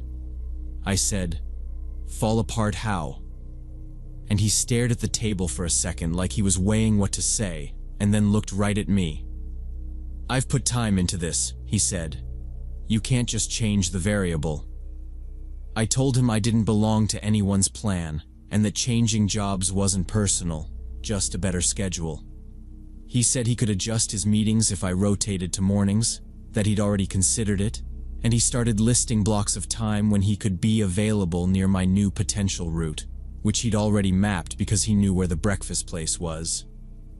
I told him I wasn't confirming anything, and he leaned in, not touching me, but too close, and said, "Just don't make me lose track of you." It wasn't a plea. It was a line with edges. I glanced over at my coworkers and no one was looking. The bartender was busy pulling a stout. I stepped back, said I had to go. He sat there like a statue, hands folded, and said, "I'll see you at 11:12 tomorrow, unless you're late again." And I had this cold, nauseous certainty that he could say exactly where I'd be standing at 11:12. I told him that wasn't appropriate. He nodded like he agreed in theory, but then he said, "It's necessary." And that's when I started feeling genuinely scared about how far his obsession had gone. The next day, I told my manager about the weird conversation, expecting him to take it seriously since this involved a customer who clearly had boundary issues. I laid it out straight.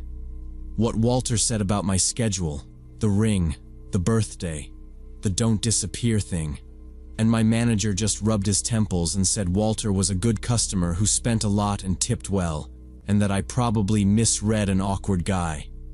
He said, "Keep it professional, don't encourage it," and moved on to a staffing chart. I pushed back, said this wasn't awkward, it was specific, and it was stalking, and he did that soft voice like he was calming me down and said if Walter crossed a line they would ask him to leave, but meanwhile not to make a scene. That part pissed me off because it sounded like I was the one who might cost the house money by setting a boundary too loud. So I started paying attention. I tracked when Walter came in, 3 times that week, and he asked the host for tables with sight lines on the server alley or the pass. He'd sit for hours with one whiskey, barely sipping, eyes on me when I walked from the expo window to table 32 or when I keyed in orders. He didn't try to chat me up. It was worse, he just observed like he was clocking me. I swapped sections with another server so I'd be out of his line. He asked to be moved to a different table, and the host, trying to be nice, did it. I told the host not to, and she said management told them to accommodate reasonable requests. I pulled my hair into a hat and kept my head down, and he still found me. I felt that prickly awareness even when I wasn't looking at him, because the second I looked up, his eyes were already there. I looped in coworkers because that felt reasonable. I asked the bartender to let me know if Walter asked about me. He said sure, and then later told me Walter had said, "She'll be out at 11:10 tonight." I started leaving with a coworker. 2 nights I got the dishwasher to walk me to the garage. I changed my route, went out the side door, waited a few minutes behind the coat stand. Walter adjusted, like he'd already planned the counter-move. One night I cut through the alley, and when I glanced back to the main street, he was standing outside under the awning, not smoking, not on his phone, just facing the alley like he knew I'd be there any second. I stepped back into the shadow behind the dumpster and waited until a family came out, and I followed them tight, like I belonged to them. By the 3rd week, the staff had a silent system. If Walter walked the floor when I was running food, a busser would pass me and take the tray so I didn't have to stop near his table. If he asked for me by name, the host said I was off. Management didn't like the lie, but they didn't stop it either, because I kept my head down and didn't blow it up on the floor. He never touched me, never yelled, nothing you could pin to a code of conduct sheet, but he tracked my path like it was his job. One night he said, "See you tomorrow," when I hadn't said a word to him all shift. I ignored it, went straight to the back, counted my cash, and walked out with 2 coworkers. He was at the curb talking to a rideshare driver with his hands behind his back, and he watched us turn the corner. I felt like if I sped up, I'd be telling him he could make me run, so I didn't. I just kept moving, keys between my fingers, jaw tight. Fortunately, the restaurant ended up closing permanently about a month later due to the pandemic. Ownership said numbers never recovered and rent went up, so I never had to deal with Walter again as a customer. We all got called into a meeting at 2 in the afternoon. They handed out final checks and a printout with a hotline, and the GM hugged people who wanted it and kept her distance from people who didn't. I packed my knife roll, my wine key, the spare flats from under the host stand, and I walked out the side door on purpose to avoid the street he used, which felt silly, but I did it anyway. Even now, almost 2 years later, I sometimes get this feeling like someone's watching me when I'm at work or walking to my car. Like I'll be bagging pastries at the new place, and I'll look up and the glass shows a reflection from the sidewalk. A suit passing twice in a loop that doesn't make sense, and I'll tell myself it's just the lunch crowd doing laps on calls.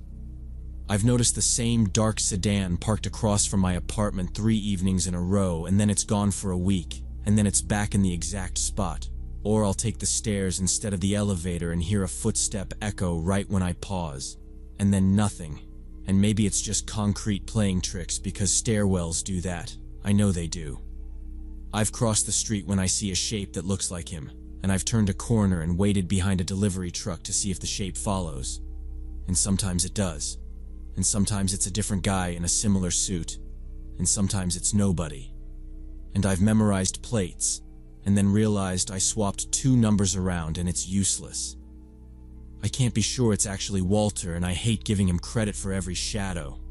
But the night a rideshare driver asked if my boyfriend was meeting me at the curb because a guy in a suit was standing there a while, I tipped extra and told him no. And I watched the glass of the coffee shop door while we waited, breath short but steady. And there was nobody obvious, nothing you could point to and say, "That's him." I know how I sound, but the whole experience taught me that the danger isn't the yelling guy. It's the polite one who thinks you're part of his schedule and talks in future tense like he's already lived your life with you in it. And if my manager ever reads this, I hope he remembers telling me not to make a scene and how good customers get treated. Because I change my routes now, and I keep a picture of that corner office view in my head, and I trust the first bad twinge. And when I hit unlock on my car fob, I glance in the back seat every time, then I get in and lock the doors fast.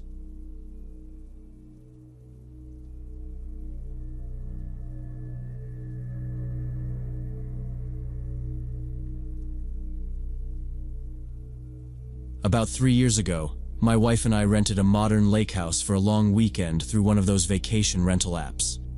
It was in a gated community with the kind of keypad arm that made you feel safe, but the houses were spaced out, and this one was set low on the water with huge windows, so it still felt like we were kind of on our own.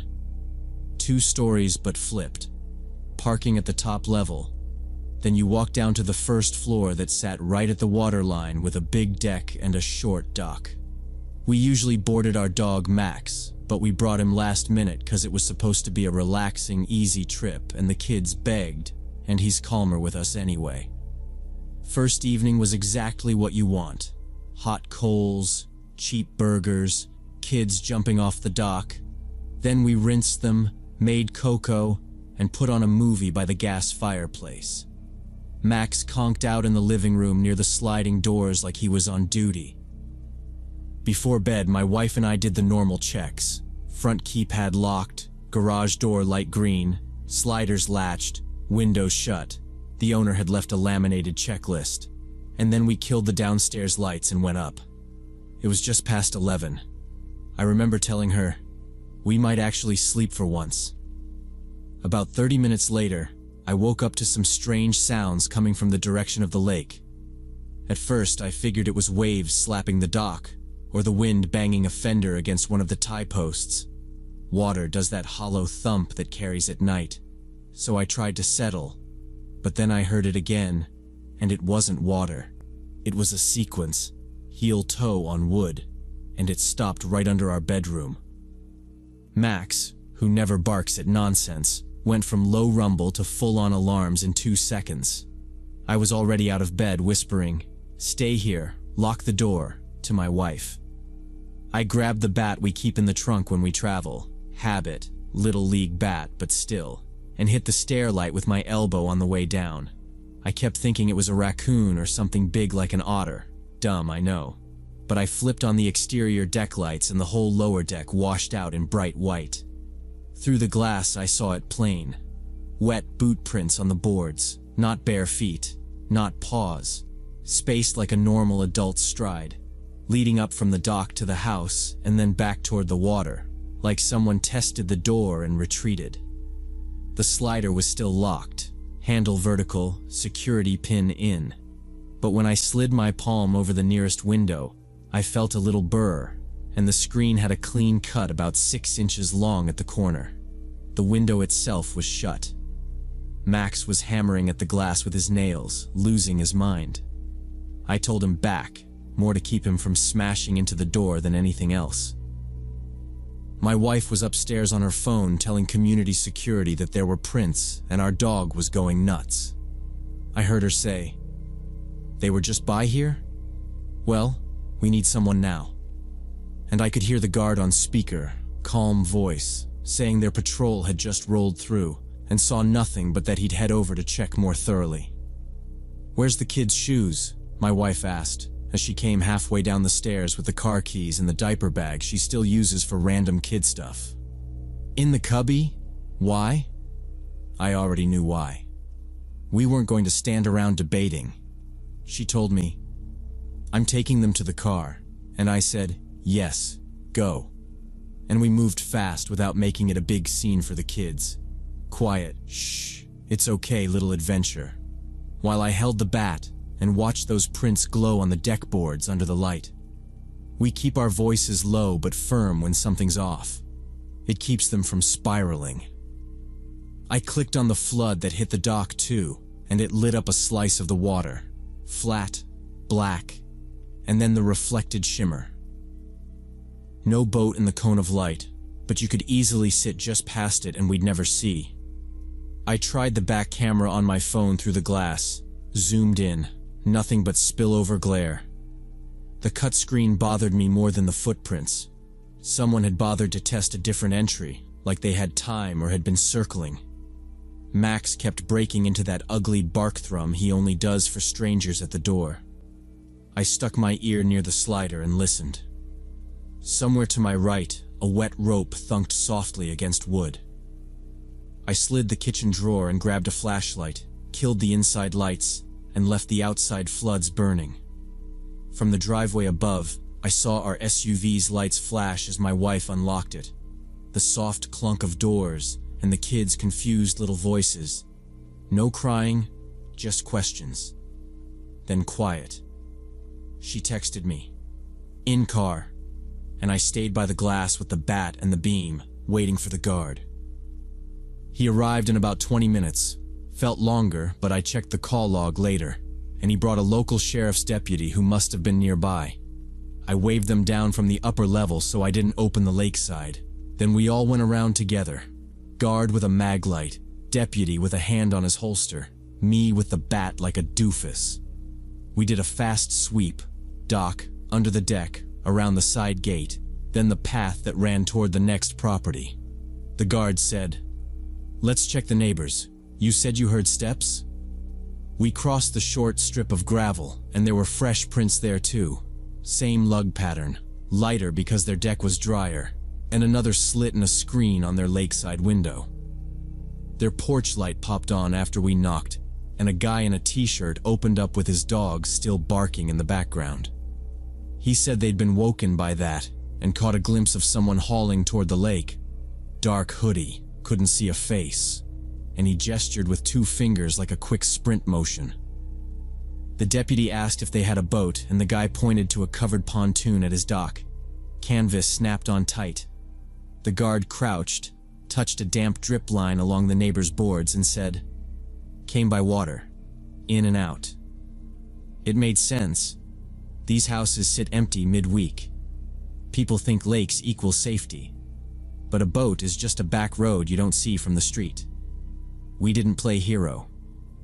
When the deputy finished his lap and took a brief statement, he told us straight, "Could be a prowler working the shoreline, testing entries. You did the right thing. Lights on, dog raised hell." I thanked Max out loud like an idiot, 'cause honestly, if he hadn't barked, we might have slept through a slider jiggle. My wife rolled the window down and asked the guard, "Should we stay somewhere else?" And he nodded like that was the normal move. We packed fast. Just overnight bags in the Chargers, locked the place, took pictures of the prints and the cut screen for the owner, and drove to a hotel near the highway. The kids fell asleep in 5 minutes. Max did finally too, still keyed up, head popping up at every hallway sound. In the morning, we went back with coffee to meet the community manager, who walked the deck with us and the neighbor and said, matter of fact, that this had been happening to lakeside houses for about a month. Apparently, the intruder had been studying the patterns of when owners came and went, targeting houses where nobody lived full-time. The manager said that the next morning in the office by the gate, and the deputy didn't disagree. He just asked for our photos and promised more patrols. I emailed everything with timestamps, including the cut screen, and gave a phone statement that afternoon while it was fresh. Max slept hard like adrenaline dump, and I kept picturing the wet prints walking up and back like the person knew how long they had. That feeling is what pushed me to keep pressing for updates, not to be a hero, just to close the loop so I could sleep. Now, before I go on, you need to know why I kept pushing. My job is boring IT and I lock things down, so open patterns bug me. I checked in with the manager every few days, not spamming, just a quick, any update? He said they were adding cameras along the docks, extending the motion lights, and posting monitored signs. He asked if we'd return for the last night. I told him we were staying at the hotel. He apologized and I said it wasn't on him. This is just how crooks work. About a week later, he called me first. There'd been a serious burglary 2 coves over. A family slept through it and the intruder got inside. No dog, he said, and it landed because we both knew how that mattered. They woke to purses dumped, a laptop gone, jewelry missing. The deputy thought a slider hadn't latched all the way. I pulled into a grocery lot to take notes and then called my wife, who just said we'd been lucky and kept it moving. I forwarded our photos to the owner again and suggested a drop bar and better locks. He called back right away and said, I'm chaining the dock ladder and putting a dowel in the track today. He told me the HOA was telling owners to pull boat keys and add cable locks, which should have been obvious. He asked about Max. I said he'd started planting himself by our front door at dusk like a gate. We saw a patrol boat idle outside our cove once and a cruiser sit near the gate 2 nights, but we still stayed at the hotel and left in daylight. Back home, I added 2 more cameras, one at the side gate and one on the back slider, and tuned the alerts to only ping for people. 3 weeks later, the manager forwarded a dock camera still of a low aluminum John boat with its lights off at 2:13 a.m., 2 hooded figures slouched like they did this a lot. The registration was muddy. The deputy said maybe stolen, maybe swapped, and they blasted the still to the HOA list and station bulletin. They also added more shoreline lighting and set cameras to push clips to patrol tablets. That was the last real update. We changed how we travel. Hotels or big resorts with staff on site, even if it costs more. And I bring Max on every trip now. I pack a door wedge and a dowel for sliders, and I don't post trips in real time. We haven't rented an isolated lake house since. I sometimes check online for news about that community, but I haven't seen any more break-in attempts since then. The manager says they solved it with cameras and lighting and boat patrols, and maybe they did, but I'm not convinced. I still think about that week after our stay when someone slipped into a house and took what they wanted while a family slept, and I keep wondering if pushing harder might have helped.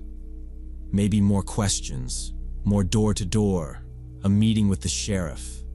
I don't know. At the time, I just wanted my kids safe and the door locked. That whole thing taught me how vulnerable you are in rentals where you don't know the area or the security layout, and the lake looks like a backyard, but it's really a road. Max got more protective after that night, and I trust his read completely now, so if he posts up by a door, we change our plan, no argument. We still travel, but only hotels with staff and cameras on site now.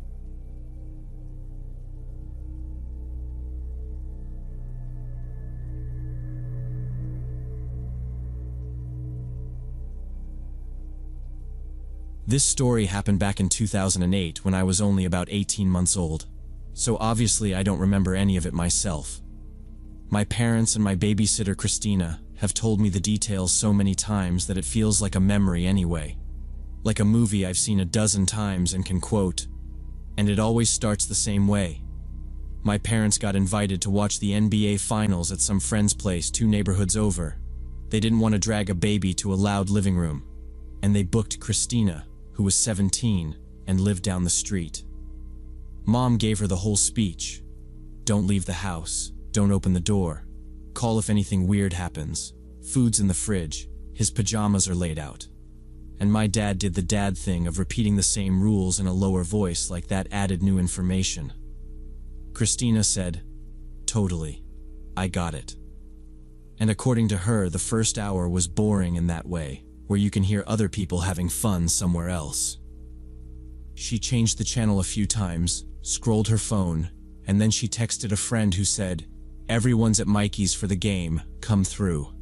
Which was how she convinced herself that bringing me in the stroller 6 blocks wasn't leaving the house so much as like relocating the house for a bit. She buckled me into the stroller the way you buckle a kid you don't expect to move, tossed a pack of wipes and 2 bottles into the diaper bag, locked the door behind her, and started walking toward the noise. It was a basic residential route, straight shot, 4-way stop, then 2 more blocks. Street lights and trimmed hedges, the kind of place where dogs sleep through sirens. She says I did that baby half doze where your head goes heavy and you make little yawns. Every step she took, she was telling herself it was fine. It was fine. It was fine. Because she could literally see the house from the corner by the time she felt the first real, maybe this is dumb twinge. Inside, it was exactly what you'd expect.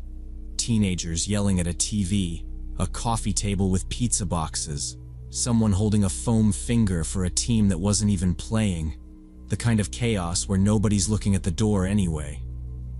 Christina parked my stroller in the hallway where it was a little quieter, fixed my blanket, and did the bounce with 1 foot thing while she watched. She says the game got tight and everyone was doing that fake coach shouting, "Box out," and "no stupid fouls." And she started checking the time on her phone, thinking about how my mom had said they'd be home around midnight, but would probably leave before the final buzzer. She didn't want to risk missing them by 5 minutes and having to explain any of this. At maybe 9:55 or so, she told her friends she had to dip, got the diaper bag zipped, and pulled me out of the knot of noise back into the cool air. This is where the dominoes start. She swears she meant to recheck everything, straps, blanket, bag, but she was moving fast, anxious about the time, and I wasn't fussing. She clicked the stroller's center buckle but not the shoulder straps, which matter more than people think.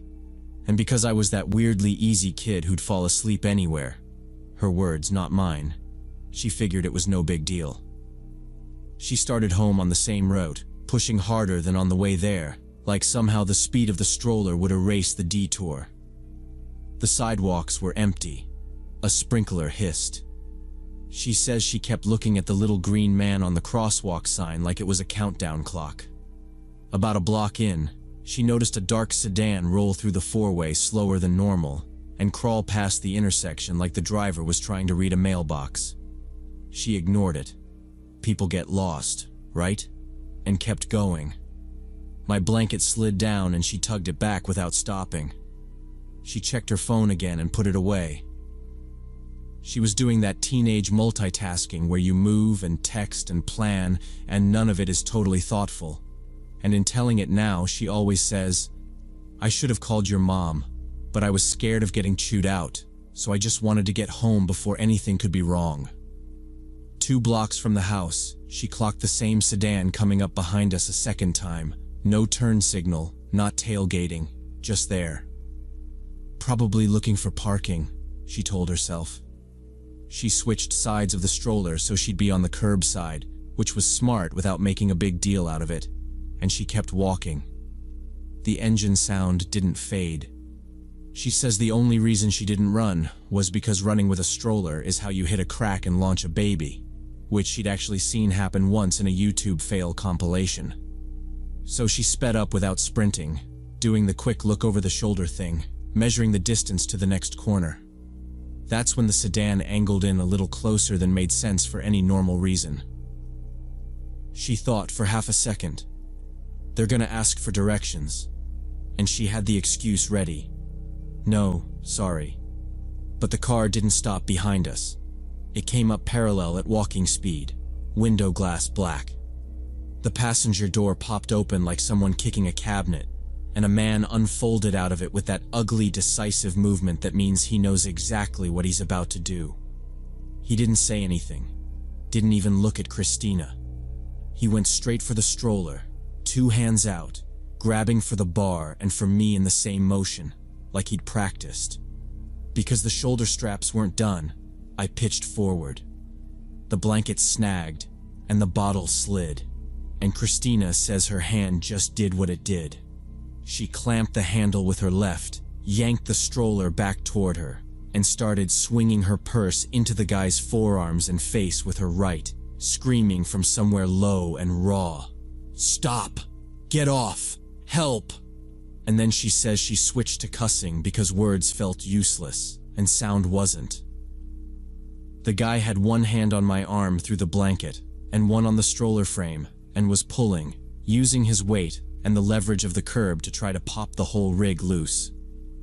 She wedged one foot behind the back wheel and leaned back with everything she had, which made the stroller tip a little and made me slide even more because I wasn't strapped the way I should have been.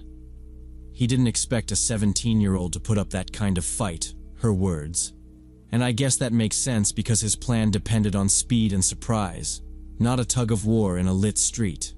He kept saying, "Let go," like that was going to work, and she kept hammering his wrist with the metal ring on her purse strap. Somewhere in the chaos, her phone went skittering across the sidewalk.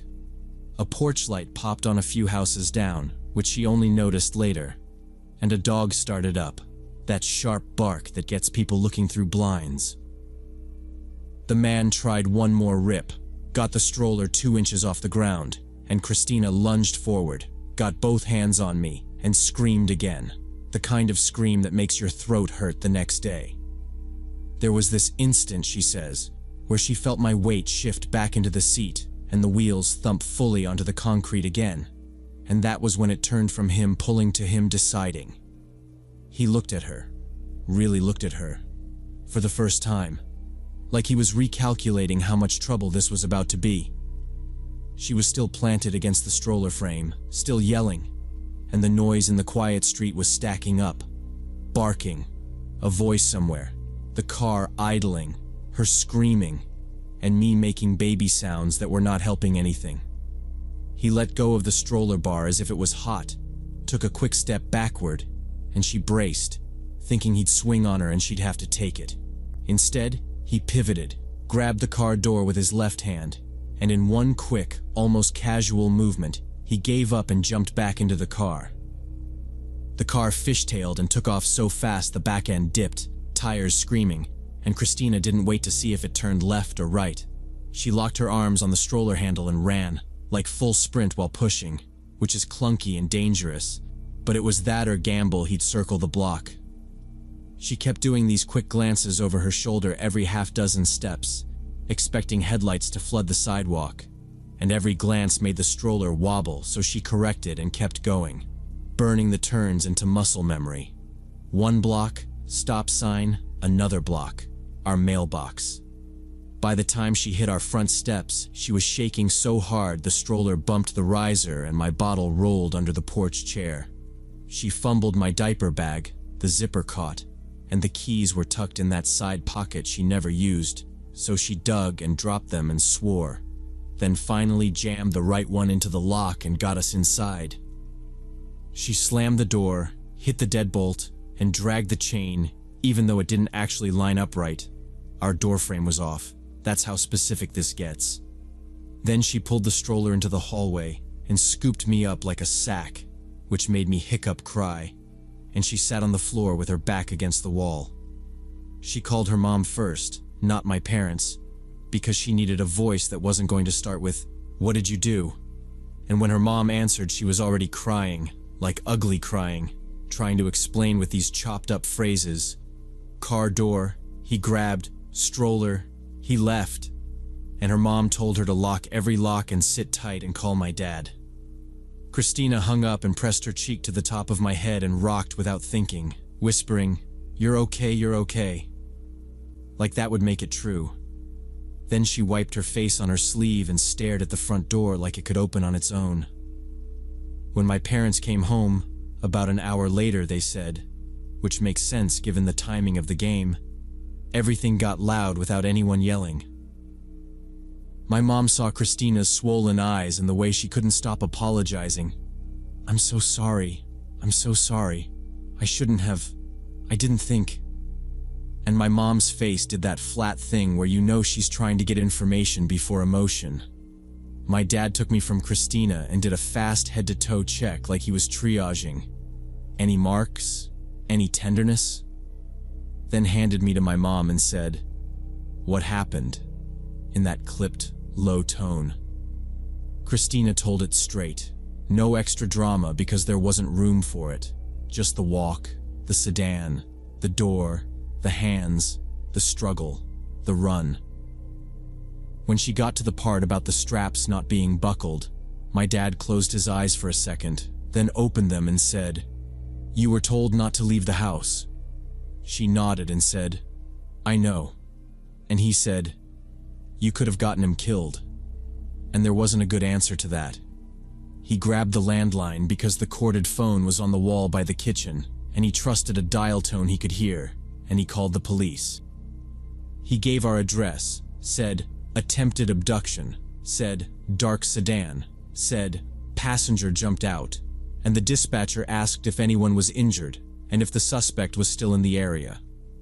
Christina answered when she knew something and said, "I don't know," when she didn't, which mattered. And within 10 minutes there were 2 officers at the door. They took statements in the living room, my mom holding me, my dad standing by the doorway like a blocker, Christina on the edge of the couch with her hands twisted in the strap of her purse, and the officers ran through their checklist. Time, location, direction of travel, any distinguishing marks, clothing, accent, height, smell. Yes, they asked that. And Christina kept shaking her head because she hadn't clocked anything besides the fact of him. "Dark hoodie maybe," she said. And the car was dark too, like black or blue. I couldn't see the plate. The older officer wrote fast and didn't sigh, which Christina noticed because she was waiting for someone to make her smaller than the mistake she'd already made. My dad asked about cameras. Porch cams, traffic cams, anything. And the officer said that Stretch didn't have city cameras, and porch cams weren't universal yet, and it was 2008, so nobody's doorbell was smart. He said they'd put extra patrols through the area for a while and circulate the description, such as it was, and he gave my parents a case number on a small white card that looked too clean for what it represented. He told Christina she did the right thing by fighting, and also that leaving the house with the baby had been a bad call. Both can be true. And she nodded again and said, "I know." And then, because she was trying to be useful, she offered to re-walk the route in the daylight with them tomorrow to point out exactly where it happened. The officer said that could help, and they'd call. They never caught anyone. No neighbor saw enough to matter. No store camera magically captured the plate. For a few weeks, a cruiser would idle at the end of our street around the time people got home, and my parents started doing staggered schedules. One of them always home, always double-checking locks, always confirming straps. Christina didn't babysit for us again. There wasn't a blow-up, just a reasonably quiet, "We're going to handle care ourselves." And she said, "I understand." And that was that. Years later, when I was finally old enough to take in why my mom still squeezed the stroller harness until it clicked twice, they told me the whole thing, and I did the math in my head and realized how one stupid shortcut stacked perfectly with one opportunist in a car to make a night that could have ended with my picture on a flyer. I think about how young 17 actually is, how fast "I'll be right back" turns into running with a stroller in the dark, and how thin the line was between a terrible story we tell and a life that stops at 18 months.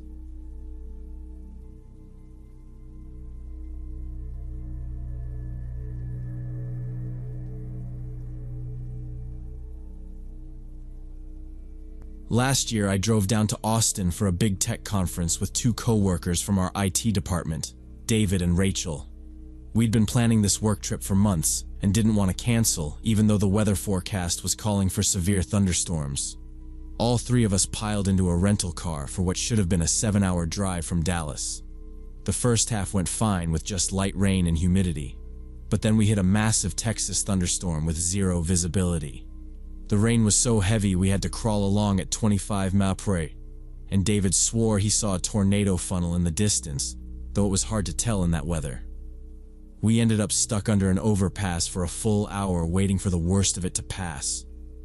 Because of the delays, we didn't roll into Austin until 1:30 in the morning, way behind schedule. Since our company had us on a tight travel budget, we'd booked a cheap motel about 15 minutes from the convention center. I was the one driving, because the rental was in my name, and by the time we got off the highway, my wrists hurt from gripping the wheel. The windshield wipers squealed like they were ready to give up, and every time a semi passed, it threw a sheet of water over us so thick the headlights vanished for a beat. Honestly, felt like getting dunked. David kept refreshing the conference app and complaining about the 9 a.m. keynote like I could do something about the time, and Rachel kept promising us breakfast tacos once we got in. She had a list saved, of course. When the storm finally eased to a steady drizzle, we all kind of deflated at once. The motel appeared out of the wet dark like it had been glued to a frontage road in 1986 and forgotten. "This is fine," Rachel said, not convincing anyone. I parked under a flickering light, killed the engine, and the three of us just sat there a second, listening to the rain tapping the roof. The motel was a 3-story building from the 1980s with no interior hallways. All the rooms opened onto exterior walkways. Unfortunately, the only rooms available were on the 3rd floor, and according to a handwritten sign, the elevator had been broken for several weeks. Arriving at the motel in the middle of the night was pretty depressing. It was still drizzling, there were only 4 cars in the parking lot, and half the exterior lights weren't working.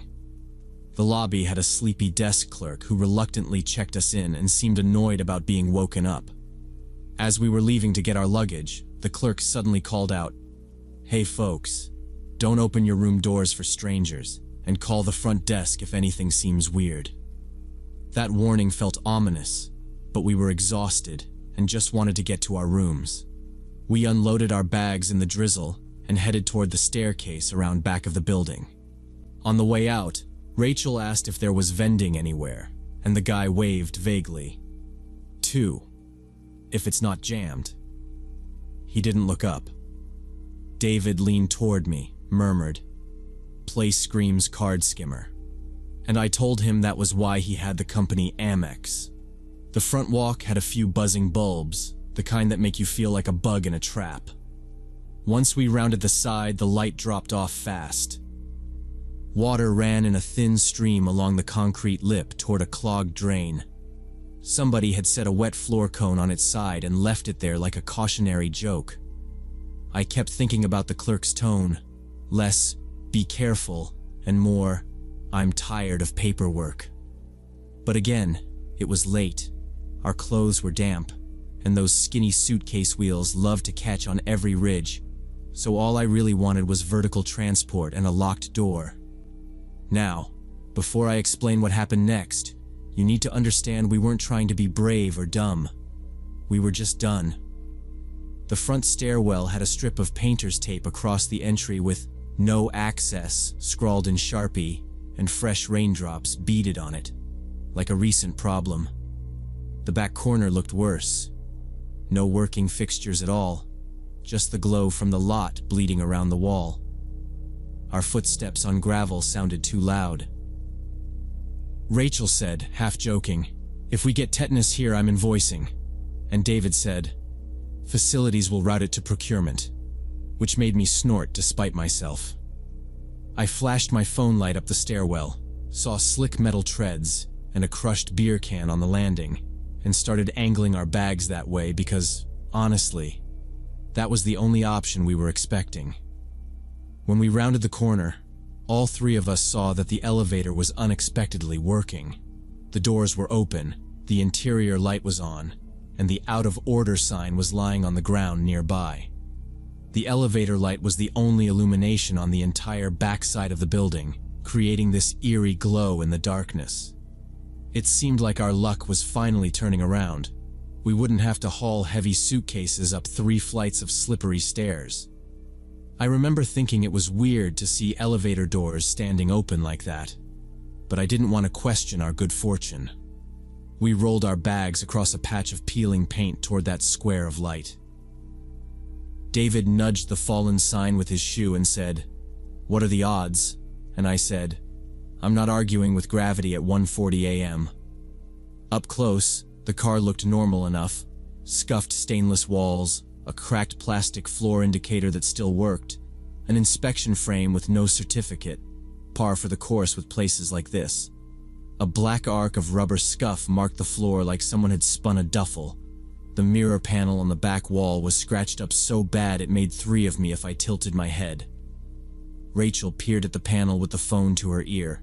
She was pulling up our room numbers and said, "No camera," under her breath, like she was taking inventory. "Third," I said, hitting the button. David dragged the last roller in and planted his foot to keep the doors from thinking about closing on us. I get that this is where people online always say they had a bad feeling. Yeah, maybe I did.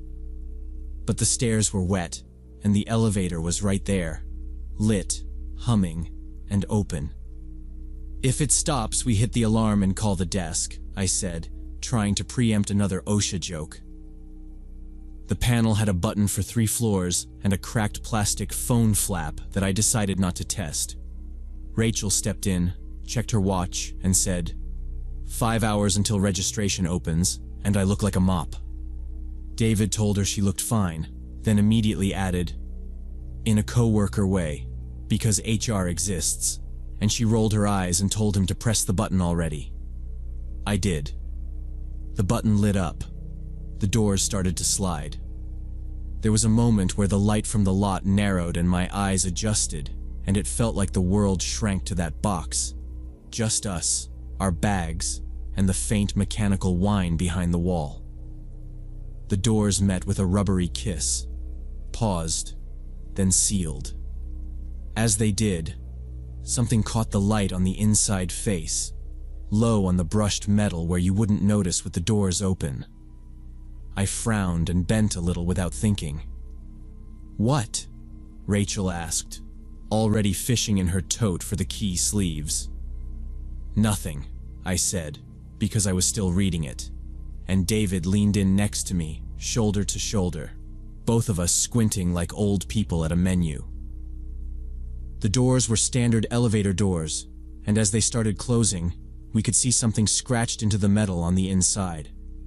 The words were only visible when the doors were fully closed, carved with what looked like a key or nail. "Tourist trap. Check your bills." The elevator creaked up slow, cable grinding and something loose rattling. David said, "Okay, now I get why it's $50 a night," without laughing. I watched 2, then 3 flicker, and the car stopped like it had to think before the doors slid open. We stepped out with our bags. The doors shut, and the down arrow lit. The motor spooled, and the car dropped. "Weird," Rachel said. "Let's get to the rooms." The 3rd floor walkway was patchy, every other sconce dead, and the concrete was wet so our wheels clicked. Our rooms were at the far end, 2 doors apart. I said I'd text the Wi-Fi once I got in. David's card flashed red twice. I started to say flip it when the elevator dinged. We turned. The doors opened to an empty car. No footsteps, no voices. They stayed open too long, then shut, and the arrow blinked. Rachel said, "Maybe it auto-cycled." I said, "Old ones sit until called." David flipped his card, and the door opened. It dinged again. Doors to nobody. Pause, close, car goes down. Glitchy sensor, Rachel said, and swiped into her room. I slid my card, saw green, nudged my bag inside. The elevator dinged a third time. I stepped back to look. The doors opened and stayed open like the button was held. I counted 1, 2, 3, 4, 5. Then they closed and dropped. Enough. I went in and shut the door. We locked everything and agreed on breakfast. I leaned my roller against the door. Through the wall, I heard Rachel's voicemail and David testing inputs. I tried the Wi-Fi. The portal wanted my room number and a fee for premium, so I tapped basic, and it crawled. I set an alarm, skimmed my slides, killed the screen. Sleep was rough. At 4, there was a thud on the walkway, then quick footsteps away from the elevator. Hard soles. I watched the door gap for shadows and saw nothing. A car started in the lot and left fast. Pipes banged. I dozed, woke, dozed. At 7:10, David texted, "Lobby 7:30? Coffee?" I said yes and took a fast shower. Cold first, 'cause it wouldn't mix. The morning desk clerk was a different guy. Awake, branded polo, friendly, with the waffle iron going. After small talk, I asked about the scratched message. He frowned. "The what?" I told him where and what it said. He shrugged. "People scratch stuff. Some guests get mad about fees." He tapped a sheet. "We do get complaints." "Like what?" Rachel asked. He listed. Parking not included. Premium Wi-Fi if you click through. Safe warranty removable on request. Cleaning if the room's extra dirty. When I mentioned the elevator running with the out-of-order sign, he looked confused. "Maintenance is supposed to fix it this week," he said. "It's been tagged a while. If it moved last night, I guess they got it going. I'll call." He picked up the phone while we compared paperwork. We checked our bills line by line. Sure enough, parking, the safe fee none of us used, a linen refresh we didn't ask for. It added to just under 50 extra. David asked to remove the safe charge. The clerk did it and printed new copies. We were too tired to fight the rest. We grabbed coffee, split a muffin, and took side streets to the convention center. The day went the way conferences go. Keynotes, badge scanners, tote bags, sales pitches. That evening we came back, packed, and crashed early since the plan was wheels up at sunrise. Checkout was quick. The elevator had the sign back on. We loaded the trunk and left. The conference went fine, and before we left we booked a proper chain for next year because we learn. But I keep thinking about that elevator opening to an empty landing at 2 a.m. The warning you only see when the doors close, and the desk guy's voice flattening at fees. Maybe it's what he said. Budget places nickel and dime and someone wanted to vent. Or maybe the sign stays broken, so the car cycles for whoever waits too long up there late at night, and the scratches were just a heads up.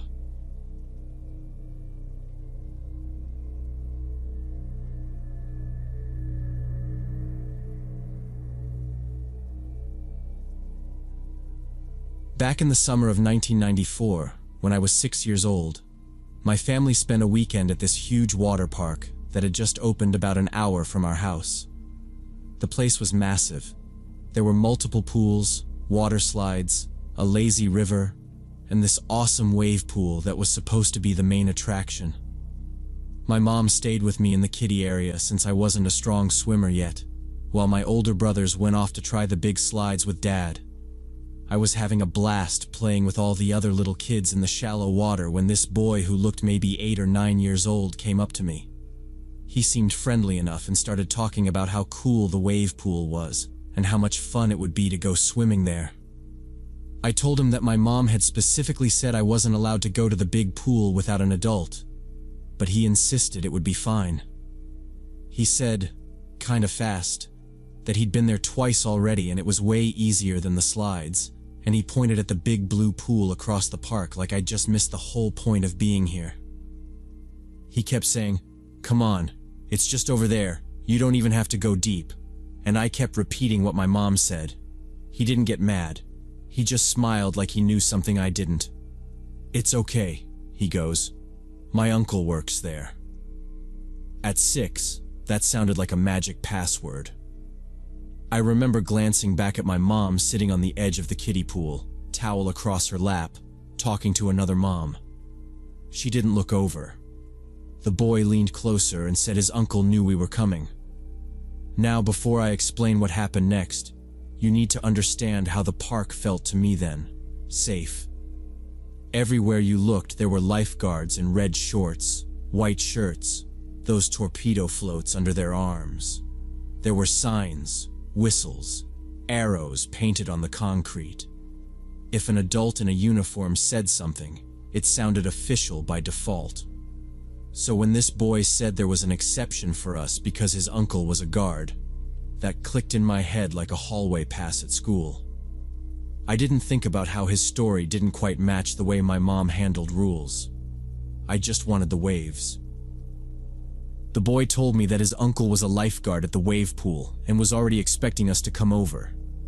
He said his uncle had talked to my mom and gotten permission for him to take me there. Being 6 years old and easily convinced, I believed him completely. The wave pool did look incredibly exciting, and I'd been watching the artificial waves from across the park all day wishing I could try it. So I followed this kid across the entire park, walking past multiple lifeguard stations and safety checkpoints without anyone stopping us. When we got to the wave pool, there was indeed a man wearing red lifeguard shorts and a white t-shirt waiting for us near the edge of the water. He smiled and took my hand, leading me into the pool just as a new wave cycle was starting. He wasn't wearing a whistle. I remember that now. Back then, I only noticed how his shirt wasn't tucked, and the logo on it looked a little faded compared to the others. He said he'd keep me near the rope and we'd test the bumps, which sounded grown-up and safe. The boy who'd brought me stood ankle-deep watching us for a second. Then he drifted toward the steps like he was bored. The man held my hand while the waves rose and we bounced. He kept glancing over my head at the deck, not at me, like he was waiting on something else. We only stayed in the water for maybe 2 or 3 minutes before the lifeguard said we needed to get out. I thought we were going back to the kiddie area where my mom was waiting, but instead, he started walking toward the main entrance of the park.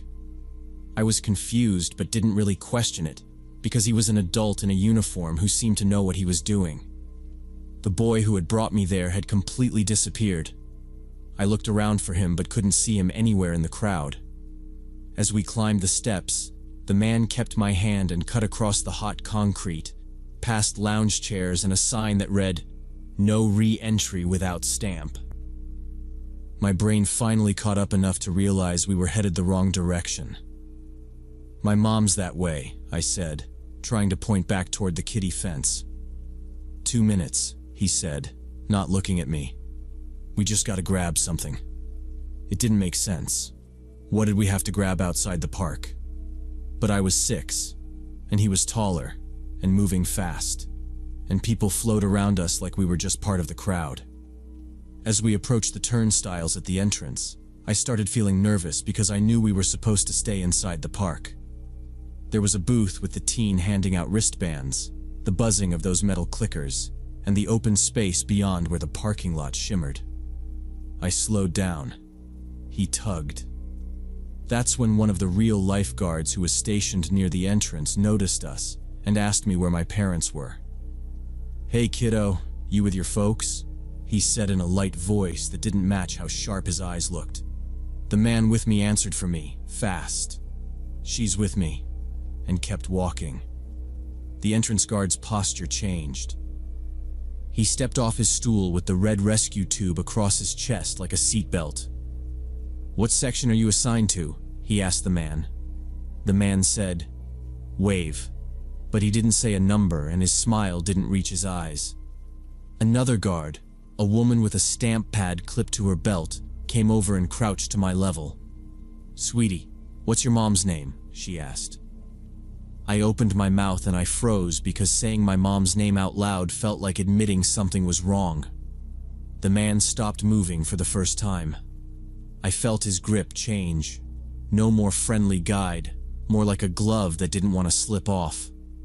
The teen guard shifted between us, one hand out, not touching, but blocking. "Supervisor's right there," he told the man, nodding toward a glass office by the turnstiles. The man put his hands up a little, the kind of gesture that says easy. The woman kept her eyes on me and said, slower, "Do you know this man?" I heard myself say, "He's the uncle," because that's what I'd been told, and it sounded thin coming out of my mouth. I looked for the boy. He was gone. The wave pool was just a blur behind a wall of people, and the only thing I could see clearly was the parking lot beyond the exit, bright and empty and wrong. "Where are your parents?" the woman asked again. The noise of the park went tinny, like it was far away. I looked back toward the kiddie area and saw only umbrellas and steam and 100 towels that weren't ours. My chest got tight and my hand felt slippery in the man's, and when I tried to pull free, he held on. "Let her answer," the teen guard said, louder now. I swallowed and told the truth the only way I could. "I don't know," I said, and as soon as I heard myself say it, everything else, being brave, being polite, trying to sound older, just fell apart all at once. My face went hot and my voice hiccuped, and before anyone could say another word or ask another question, I started crying because I suddenly realized I was lost. The entrance guard didn't wait for anyone else to decide. He stepped between us, peeled my hand out of the man's grip in one practiced move, and guided me behind his hip like a shield. He asked my name, what I was wearing, what my hair looked like, and as I said it, bright pink bathing suit with white polka dots, 2 braids, yellow ribbons, he repeated it into a little radio clipped to his waist. Another guard answered right away, and I heard my own description bouncing back from different corners of the park like they were copying me onto loudspeakers. The man tried to talk over him, saying he was taking me to Lost and Found, but the teen guard didn't budge. "Hang on," he said, lifting his chin at the turnstiles. "We've got a hold at the exits." I didn't know what that meant until I watched 2 security guys in polos slide into place by the gates. The woman guard asked the man for his wristband. He said he left it at a chair by the wave pool. She said someone could grab it for him. He said he'd go. The teen guard said, "No, sir," in a voice that made me stop breathing for a second. Within minutes, really minutes, my mom came into view like she'd been fired out of a cannon. She was yelling my name, shoving past a family with floaties, and when she hit me, she counted my fingers and checked my face and said, "Where did you go?" on repeat. A supervisor with a clipboard and a ring of keys told the radio to keep the exits closed and to sweep the path between Kitty and the wave pool. The boy who brought me over was nowhere, like he'd never existed. The supervisor asked where I met him. I pointed at the kiddie fence and the frog slide. 2 attendants from that section came over, and one said he didn't remember any boy that age hovering around, which made my mom's hand clamp tighter on my shoulder. The supervisor told someone to pull whatever camera they had on the wave pool. The man who'd held my hand stared at the turnstiles like they were doors about to open if he wished hard enough. "Which section are you assigned to?" the teen guard asked him. "Wave," the man said again, like the word would turn his shirt into a real uniform. "Supervisor needs your name," the teen said, stepping closer. The man's smile dropped. For a blink, his face went flat and mean. He shifted his weight like he might run. A security guy mirrored him. Another set up on his side. Then a cart stacked with towels trundled past and blocked everyone's sightline for a breath. And when it cleared, he was 5 steps deeper in the crowd. Not gone, but moving. Nobody broke formation to chase him because the guards near me didn't leave me. And my mom kept saying, "Please," over and over, which I think was for them and for me. The supervisor snapped at the radio, blocked the service door, and pointed a security guy toward a staff gate. They moved us into a glass office by the turnstiles. Someone shut the door.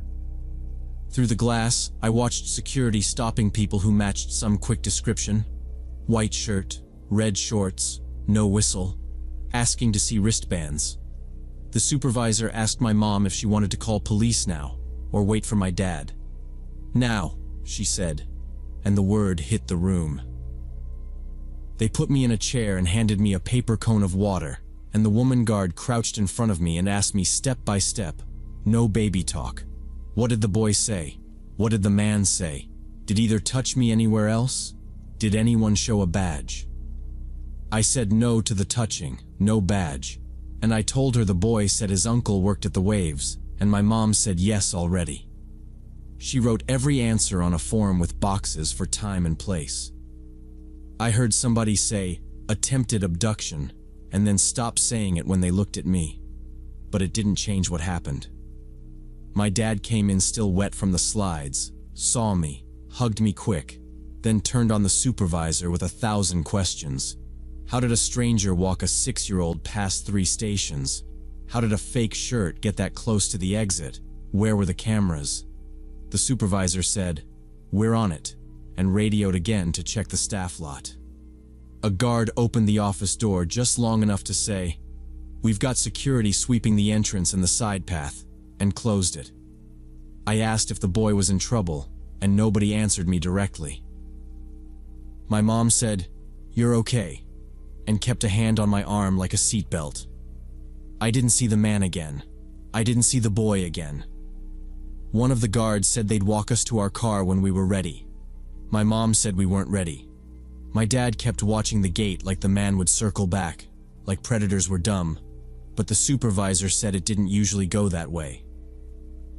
Later, my mom told me that when she'd asked other staff members about the boy who had taken me to the wave pool, nobody remembered seeing him at all, which rattled her worse than the man because it meant he'd done his job clean. No scene, no noise, just a kid leading another kid. So either he came in with someone or slipped through a gap and left right after. And the park wasn't that big, and there were employees everywhere. But even with exits paused and guards circulating, nobody could place him. So the police came and took a report and asked me the same questions again, and we went over the timeline and the clothes, and whether the man had a whistle or a tag, and the answer was no. And without a clear description and without a camera angle that showed faces, there wasn't much they could do beyond note it and send a car to circle the lots. And my parents were told this happened more than people thought, that some adults used kids as bait, 'cause kids trust kids more than uniforms, and we drove home without stopping for dinner. And after that my family changed how we did crowds. No split-ups, no exceptions, no just for a second. And I don't automatically trust a shirt or a badge even now.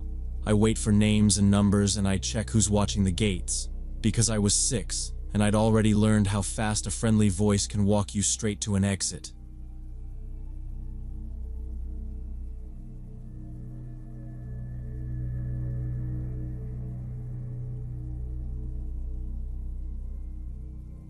This happened during my junior year of college when I was part of this student exchange program that took us to Toronto for a long weekend. Me and about 8 other students from UT had driven up there to experience Canadian culture and do some sightseeing around the city. On Friday night, we decided to check out the local bar scene near the university, where there were supposedly a lot of good spots for students. Our group ended up splitting between 2 places. Some went to a club with music, while me and my buddy Jason chose a pub with pool. We'd been playing darts and drinking beer for maybe an hour when Jason stepped outside for a smoke break, leaving me hanging at the bar by myself. That's when this local guy approached me. Typical college look, maybe 20, trendy jacket, designer jeans, fresh haircut. He slid onto the stool like we already knew each other and gave me the chin-up nod, asked, "You from the States?" I said, "Austin, Texas, student group, first time in Toronto," and he laughed like that made me his mission. He pointed at the back, said the tables were decent, asked if I played much. Now, Before I explain what happened next, you need to understand the layout mattered. The bar had one front door, a narrow side hallway to the bathrooms, and a back room with 2 pool tables jammed in so tight your cue kept hitting the wall. The music was loud enough to hide most conversations. The bartender moved fast, and the bouncer looked like he only cared about IDs. I clocked the exits without meaning to. My dad always said do that in crowded places, and settled at the bar with a beer and backpack by my feet. Jason outside. I killed time. The guy said his name was Lucas, and he had that easy, talky energy that makes you answer questions before you think. He asked what I was studying, joked about Texas being hot even in the shade, said he used to date an exchange student from Florida and hated humidity now. We did the small talk shuffle. Rent is crazy, transit's better here, beer's cold. And then he suggested a game of pool for money. Nothing wild, $5 a game. Jason was smoking, and I was bored of standing, so I figured why not. We grabbed a table in the back. We racked and played. First game was close, and I sank the 8. He smiled, paid, no problem. Second game I got lucky on a bank and he did that tight laugh guys do when they're pretending to have fun. Third game he suggested double or nothing, and I said okay, because $5 wasn't gonna break either of us. We played 4, maybe 5 total, and I won most. The more I won, the quieter he got. He kept checking his phone between shots, thumb flicking, eyes cutting toward the hallway like he was waiting on something or someone nearby watching. Little things started to bother me. Nothing huge, just signals. When the bouncer drifted by, Lucas flipped his phone face down, and as soon as the guy passed, he flipped it back up. He stopped drinking and said I could have his next beer, which felt like he wanted a clear head.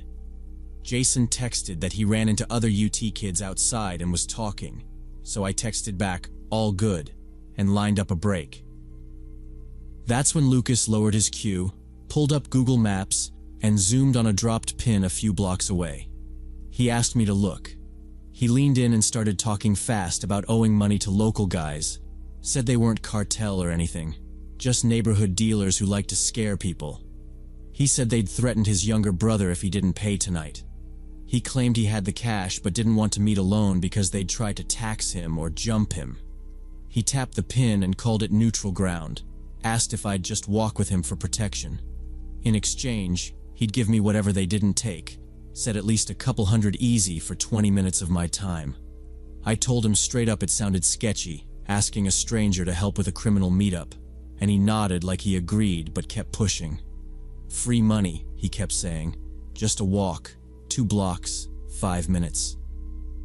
He flashed a text thread, first names, times, the pin, no explicit threats, and slides it away before I could read anything useful. I said call the cops if you're scared, and he shut that down immediately. No cops, man. It gets worse if they see cruisers. He told me his friends bailed and I was his last shot or he'd be in trouble. The pin was weird. Between a locked gate and a dumpster, no obvious cameras, which sounded like where you go to get rolled. He tried calling an Uber and the route faced the wrong way like he'd already picked the street to approach from. Then he pivoted to walking, said it was more normal, knee bouncing, cue tapping. Bartender glanced over. He went quiet. He told me I looked like I could handle myself, which I can't. Promised I'd never forget how generous Canada was.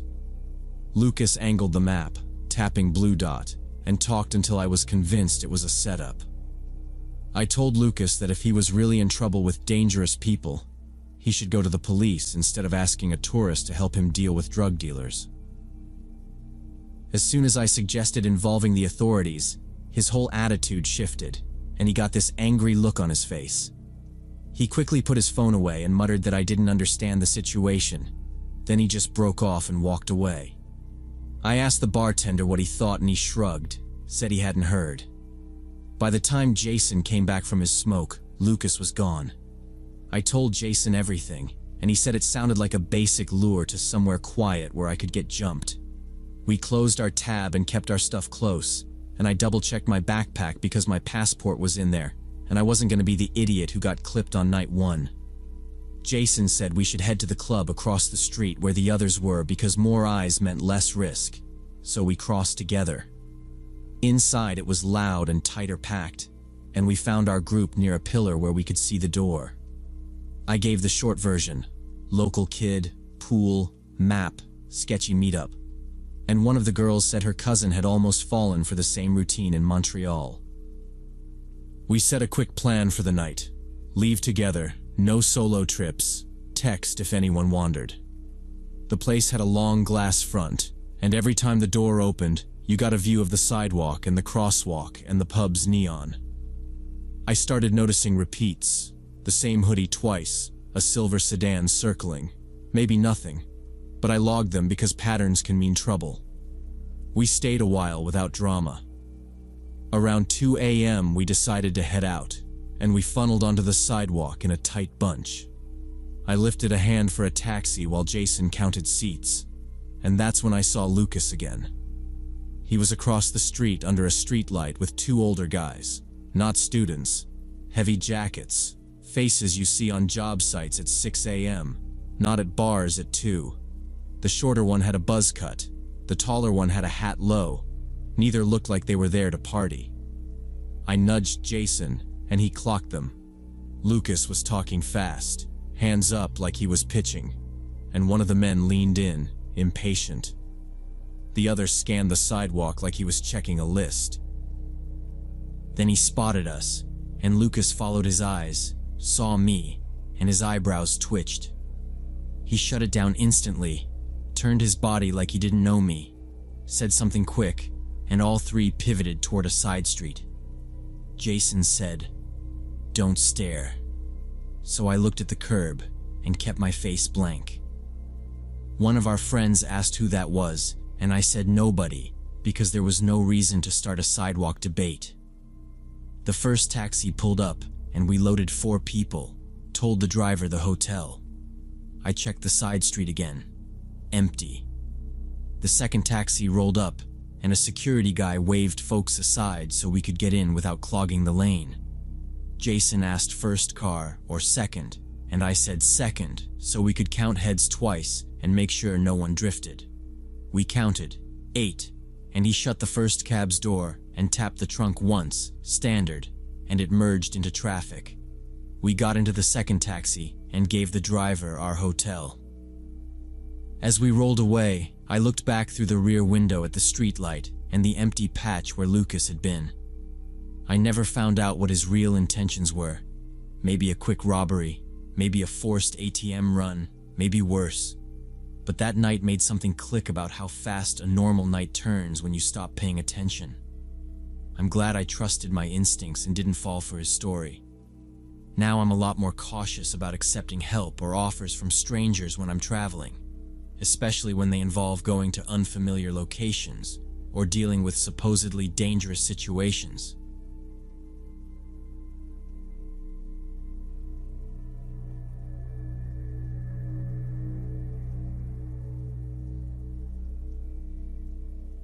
So this happened just last March, and I'm still kind of freaked out about it, honestly.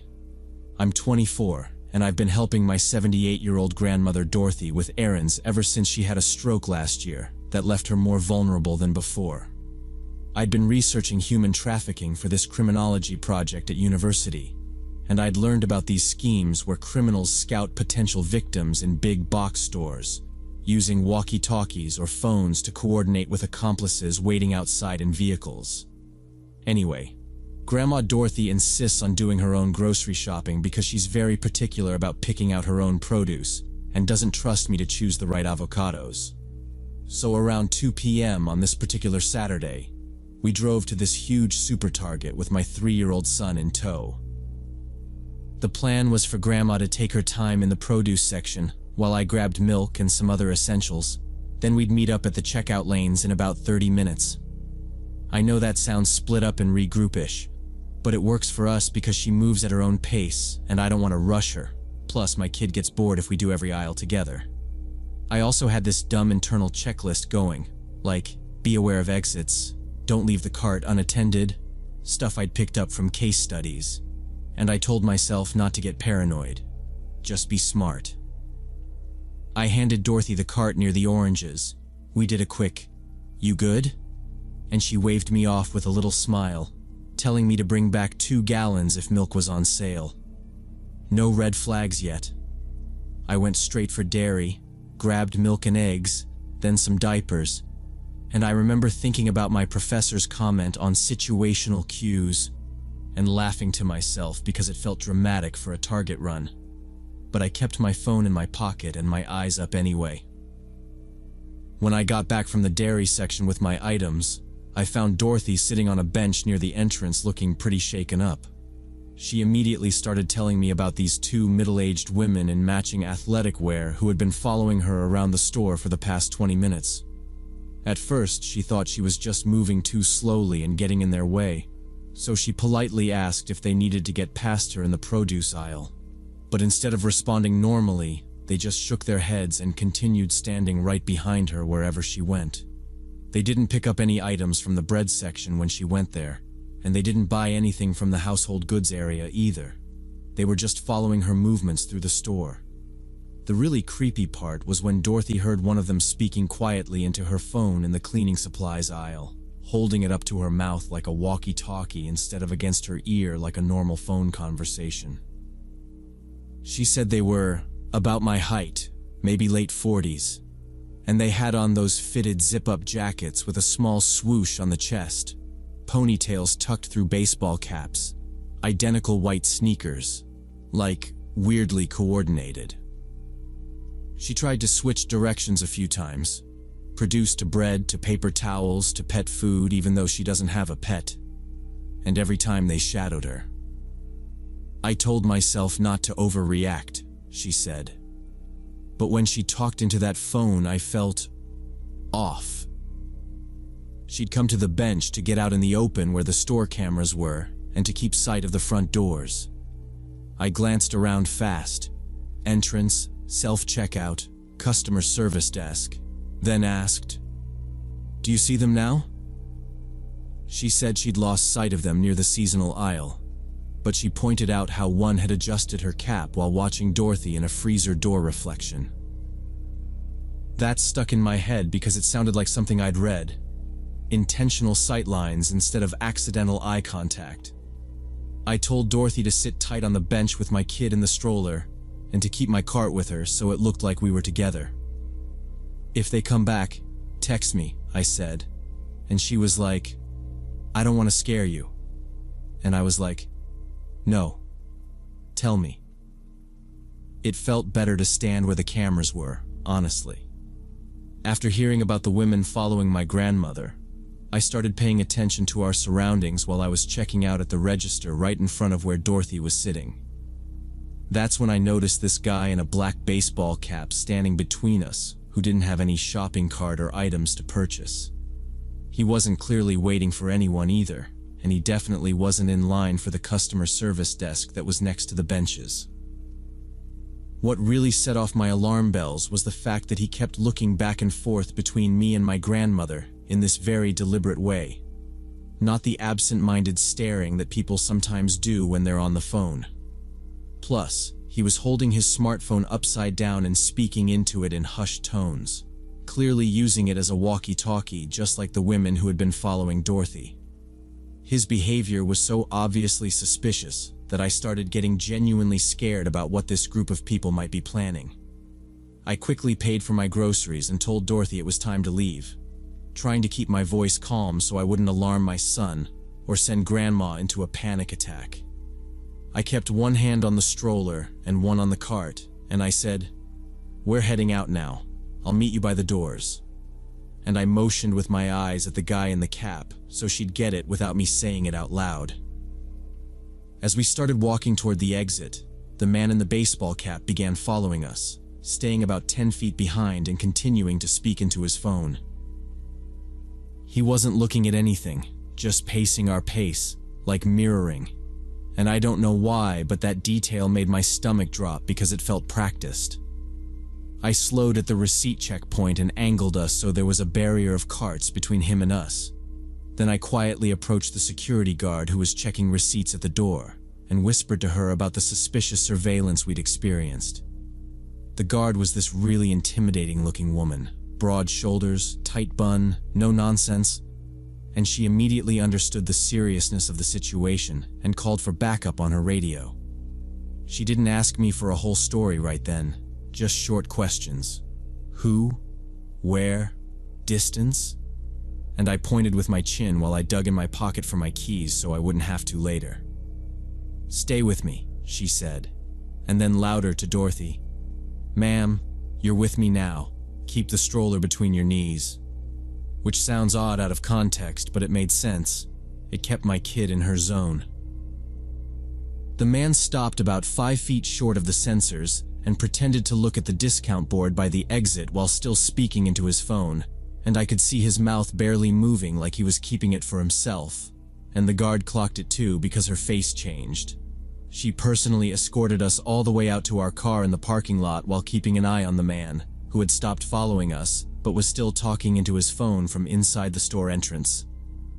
Another guard, big guy, navy shirt, badge, appeared at the doors as we exited. Like backup actually showed up fast, which helped because I was scanning the parking lot rows and trying to remember if we'd parked under the third light pole or the cart corral row. It mattered only because I didn't want to wander. "Straight, row B3, the guard said, like she'd clocked it on the way in, and I nodded, pushing the stroller faster than I usually would. No small talk, just movement. We reached our car. I unlocked it with the fob, and then locked it again after we were inside, like a double habit. And while Dorothy eased herself in, I tossed the bags down on the floorboard instead of the trunk, because I wasn't opening anything we didn't have to. I could still see the man through the sliding glass doors. He'd turned his shoulder to face the lot, still on the phone, like he was tracking us visually. And I remember noticing he shifted his cap lower when the second guard took a step closer to him, which felt like he didn't want to be caught on the door camera angles. The woman guard stood angled between our car and the store, scanning, one hand on her radio. "Start the car," she said. "Lights on, don't move yet." And I did exactly that. Engine on, headlights, doors locked again, and she watched the entrance while speaking into her shoulder mic about a male black cap, no merchandise, possible associates in lot. I kept my window closed but cracked it half an inch because she wanted to speak without shouting. "Listen," she said. "Wait for my signal. You're going to pull straight down to the main lane and exit right. Do not stop for anyone knocking or waving." I said okay, and I meant it. My son started asking for a snack, and Dorothy handed him a pouch with shaking hands. But she did it calm on the outside, which I appreciated because we needed to look like a regular family leaving, not a mess. The second guard stepped just beyond the doors to put himself in the man's line of sight, and the man pivoted away and pretended to check his shoe, still talking into the phone like, "They're going now," which I swear I heard. Or maybe I just filled it in because that's exactly what his body said. "Go," the woman guard said, and tapped my hood once with her knuckles, firm, and I pulled out, right turn like she said, no hesitation, and kept my eyes on the lane. Not on the guy, not on anything waving in my periphery. There was a single beep from somewhere, but I didn't look. Just steady. In the rearview mirror, I saw the man still inside the entry, still angled toward the glass, still on that phone as we drove out of the lot. I didn't exhale or anything dramatic. I just kept my foot even on the gas and followed the guard's route to the exit while she stayed there by the doors, watching him through the glass. Even after we got into the car and locked the doors, I could see him through the glass doors, apparently coordinating with someone about our departure. I explained the whole situation to Dorothy once we were safely in the car, and she was shocked that she'd been targeted by what was probably an organized group of criminals. We drove directly to the substation 5 minutes away because the guard told us to file immediately and to give exact times, and we did, every minute, every aisle, descriptions, and the detective who took our statement said they'd cross-check with store footage, and look for patterns from recent reports. But he also said that without more concrete evidence of criminal intent, there wasn't much they could do beyond the report and increased patrols and maybe a bolo for that cap guy if they got a plate match. I called the store manager and thanked the guard by name because she gave me her card, and then I changed what I do. I started carrying pepper spray and a tiny personal alarm. I practiced saying, "No, back off," out loud in a normal voice so it wouldn't sound weird from my mouth. And I don't let Dorothy shop alone anymore, even though she hates that and says I'm smothering her. But she still comes with me and sits by the cameras, and we keep our carts together. And I pay attention to the quiet signals now, not just the big ones, because I still don't know what those people were planning. Trafficking, robbery, distraction for a grab, I don't care which. And I am absolutely convinced the guard stepping in when she did kept something from happening to my family that day.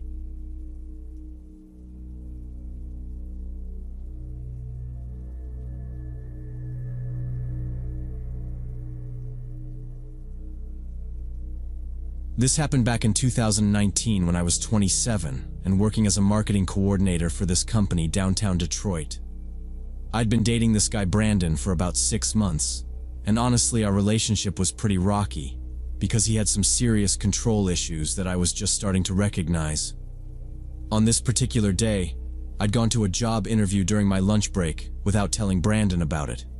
And when he found out later, he was pissed that I'd made a career decision without consulting him. So we were having this heated argument about boundaries and independence while walking to the subway station after work. By the time we got to the escalator, we were both pretty angry and weren't really talking to each other. I was standing a few steps ahead of him on the left side, while he was behind me and slightly to the right, both of us just staring straight ahead and fuming about our fight. Now, before I explain what happened next, you need to understand that Brandon liked to handle things, which I hated because I'm not a child, and I don't need a handler. He'd do stuff like reach for my phone if it buzzed, or tell me I should text him when I got to places, and I'd already told him to stop 100 times.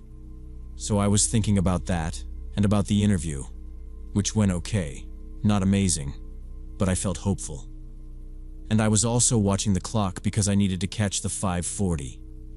The escalator was crowded, people pressed in on all sides, coats and bags bumping, that stale station air, and Brandon's breath a little too close behind me, which I was trying to ignore so I wouldn't snap in public. About halfway up the escalator, I noticed this guy with a messenger bag standing directly behind me, who appeared to be tying his shoelaces. I glanced back over my shoulder, and he looked up at me for a second and smiled apologetically, like he was sorry for being so close. I didn't think much of it and turned back around to face forward, assuming he'd move away once he finished with his shoes. He had the bag pinned against his hip, one knee slightly bent, like people do when they need a second of balance, and it made sense in the cramped space. The escalator kept carrying us upwards slow as ever, and I was just replaying the fight in my head and building a mental list of things I'd say later if he started again. Brandon was quiet, which for him was loud, and I could feel that stiff energy he gets when he's making a point by not saying anything. I was annoyed enough that I actually shifted a half step left to make it clear I didn't want him on top of me. The guy behind brushed the back of my coat and murmured, "Sorry, sorry," like a quick automatic apology you say when your bag clips someone. I grabbed the handrail, focused on the turnstiles coming into view, planned my path to the card reader. Nothing felt off beyond the usual rush hour closeness. If anything, my brain was stuck on the interview question about a time you took initiative, which was ironic, considering. As we approached the top, the escalator mouth was clogged up, people bunching and hesitating like they always do when the floor levels out, and I stepped off, scanning right for an open turnstile. Brandon was a step behind me, and I heard him make this low sound, like a laugh without humor. Then his footsteps sped up. I thought he was going to blow past me to the gates because he does that, gets in front. I lifted my pass, and that's when I heard a sudden scrape and a burst of voices, shoes sliding, a bag thumping plastic. I turned around and saw Brandon grabbing the guy who'd been tying his shoes by his jacket and shoving him away from the escalator area. It wasn't a tap either. Brandon pushed him hard, two-handed, like he'd been waiting for an excuse. People flinched. There's that ring that opens when something goes sideways. The messenger bag guy stumbled, then planted his feet quick like he'd done this kind of little dance before. And he held his hands up half-heartedly like, "Whoa, chill." But there was this look on his face that wasn't scared. It was smug. Brandon squared up, shoulders forward, and I heard his voice go sharp. Brandon was shouting something about calling the police if he ever saw that behavior again, while the creepy guy just casually walked away with this smirk on his face and flipped Brandon off as he disappeared into the crowd. I grabbed Brandon's wrist and hissed his name because I could feel this was about to become a scene, and I didn't want to be the woman crying while security showed up. He jerked his wrist free, breathing hard, and kept staring after the guy even though he was gone. I was completely confused about what had just happened and demanded an explanation from Brandon, who was still visibly angry about whatever he'd witnessed. "What behavior? What are you talking about?" I said, and my card was still in my hand, and the turnstiles beeped at someone else walking through. He told me that the man had been pressing his face extremely close to my body and was obviously sniffing me while pretending to tie his shoelaces. I said, "What?" because that didn't compute at first, like my brain refused the sentence. Brandon said it again, slower. "He had his face on you, and he demonstrated this awful tiny forward tilt with his chin, like how you'd lean into a coat." He kept talking, saying apparently this had been going on for most of the escalator ride, and Brandon had watched in disgust as this pervert took advantage of the crowded conditions to sexually harass me without my knowledge. I felt this ice in my stomach. Not dramatic, just cold, like I'd missed a step in the dark. I replayed the little things, the sorry, the bag nudging my coat hem, the weight shift, and none of it had pinged me because my head was stuck on the fight and the job and the time. Brandon kept going, saying he waited to make sure, that he moved to the right so he could see what the guy was actually doing, and there was no ambiguity. He said the guy would lean in when the escalator trembled, and then pull back quick like he was adjusting his laces, and I wanted to argue with him because we'd been at each other all day, but I could see this wasn't about being right. His jaw was set in that way that means he's past performative anger and into action anger. A woman in a blazer stepped closer and said, "I saw it," straightforward, not trying to escalate. Another man with a backpack nodded and added, "He'd tried to move out of the way to give me space and the guy kept crowding me anyway." Someone else muttered that they thought he was pickpocketing at first, until they realized where his face was. It felt like the station got louder, or maybe my hearing narrowed to these specific voices. I don't know. But the details clicked in. How he'd kept his bag between us like a shield. How he was exactly at my back. How he smiled at me when I looked over my shoulder so I'd look forward again.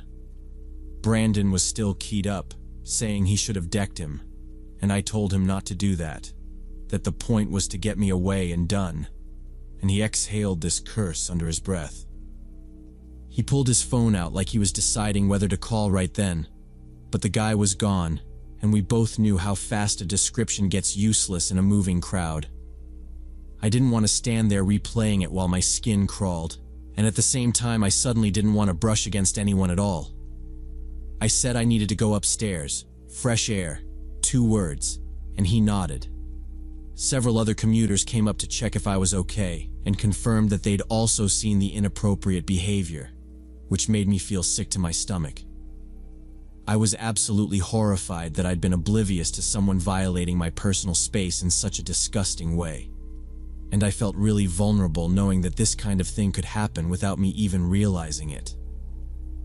Brandon asked again if I wanted to file a report, and I said I didn't even have a face to give them, which made me feel stupid and angry at the same time, and he said it wasn't my fault. And I nodded, but it still sat heavy because I pride myself on reading rooms, and I totally missed it. The gates were right there, and I tapped through and asked if we could just get on the next train and get out of the bottleneck, because people kept brushing past, and I was jumping at normal stuff, like a swing of a bag or a coat sleeve.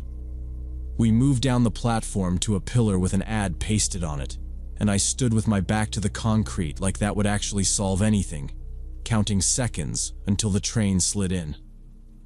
Our train arrived shortly after the confrontation, and I spent the entire ride home feeling paranoid about every person standing near me.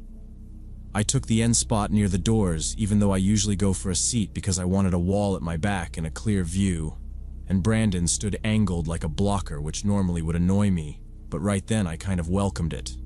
A guy in a suit squeezed in and I shifted. Then an older woman with a shopping bag got jostled and I said sorry even though it wasn't me, just to have something to say.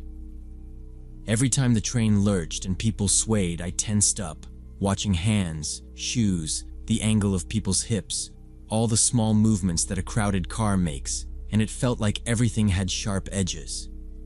The doors chimed and I thought about what else that guy might have done if he'd encountered me alone in a less crowded situation, or if Brandon hadn't been there to intervene when he did.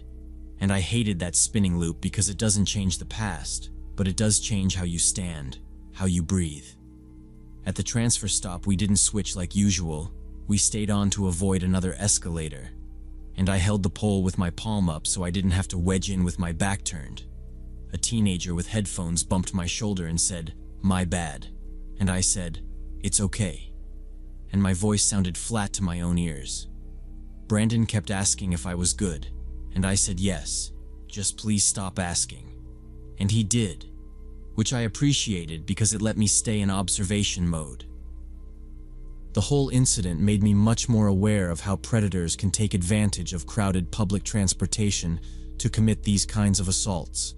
The way they wrap it in plausible gestures like adjusting a strap or tying a shoe.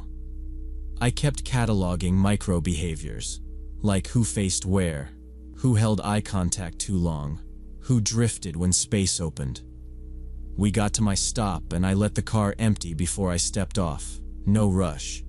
And I waited on the platform until there was a gap in foot traffic because I didn't want that crush again.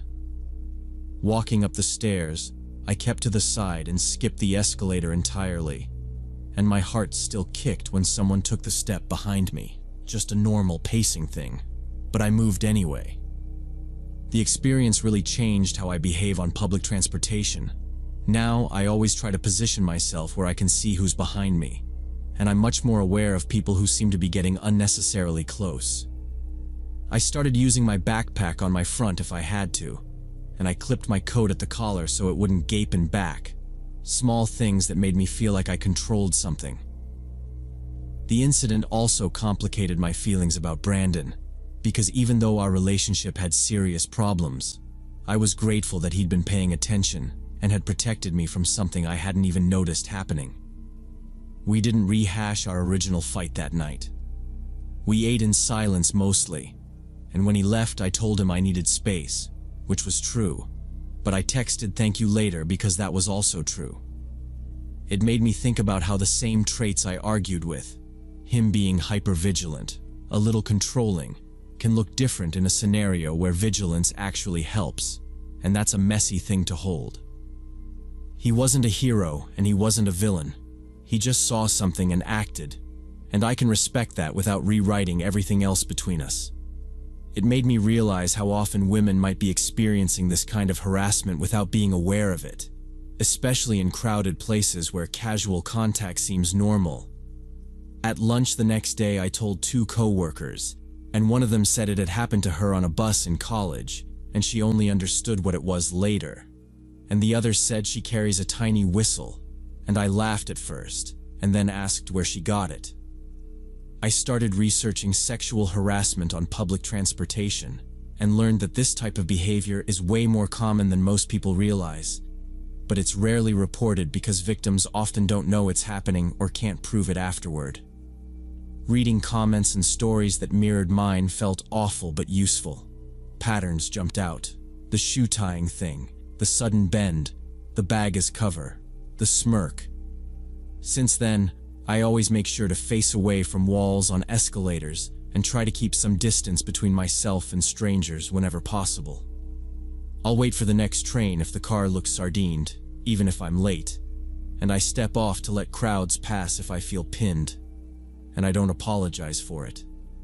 I don't walk with both earbuds in anymore on platforms, and I carry my keys in my hand loosely when I'm in tight spaces, not as a weapon or anything dramatic, just as a tactile reminder to stay present.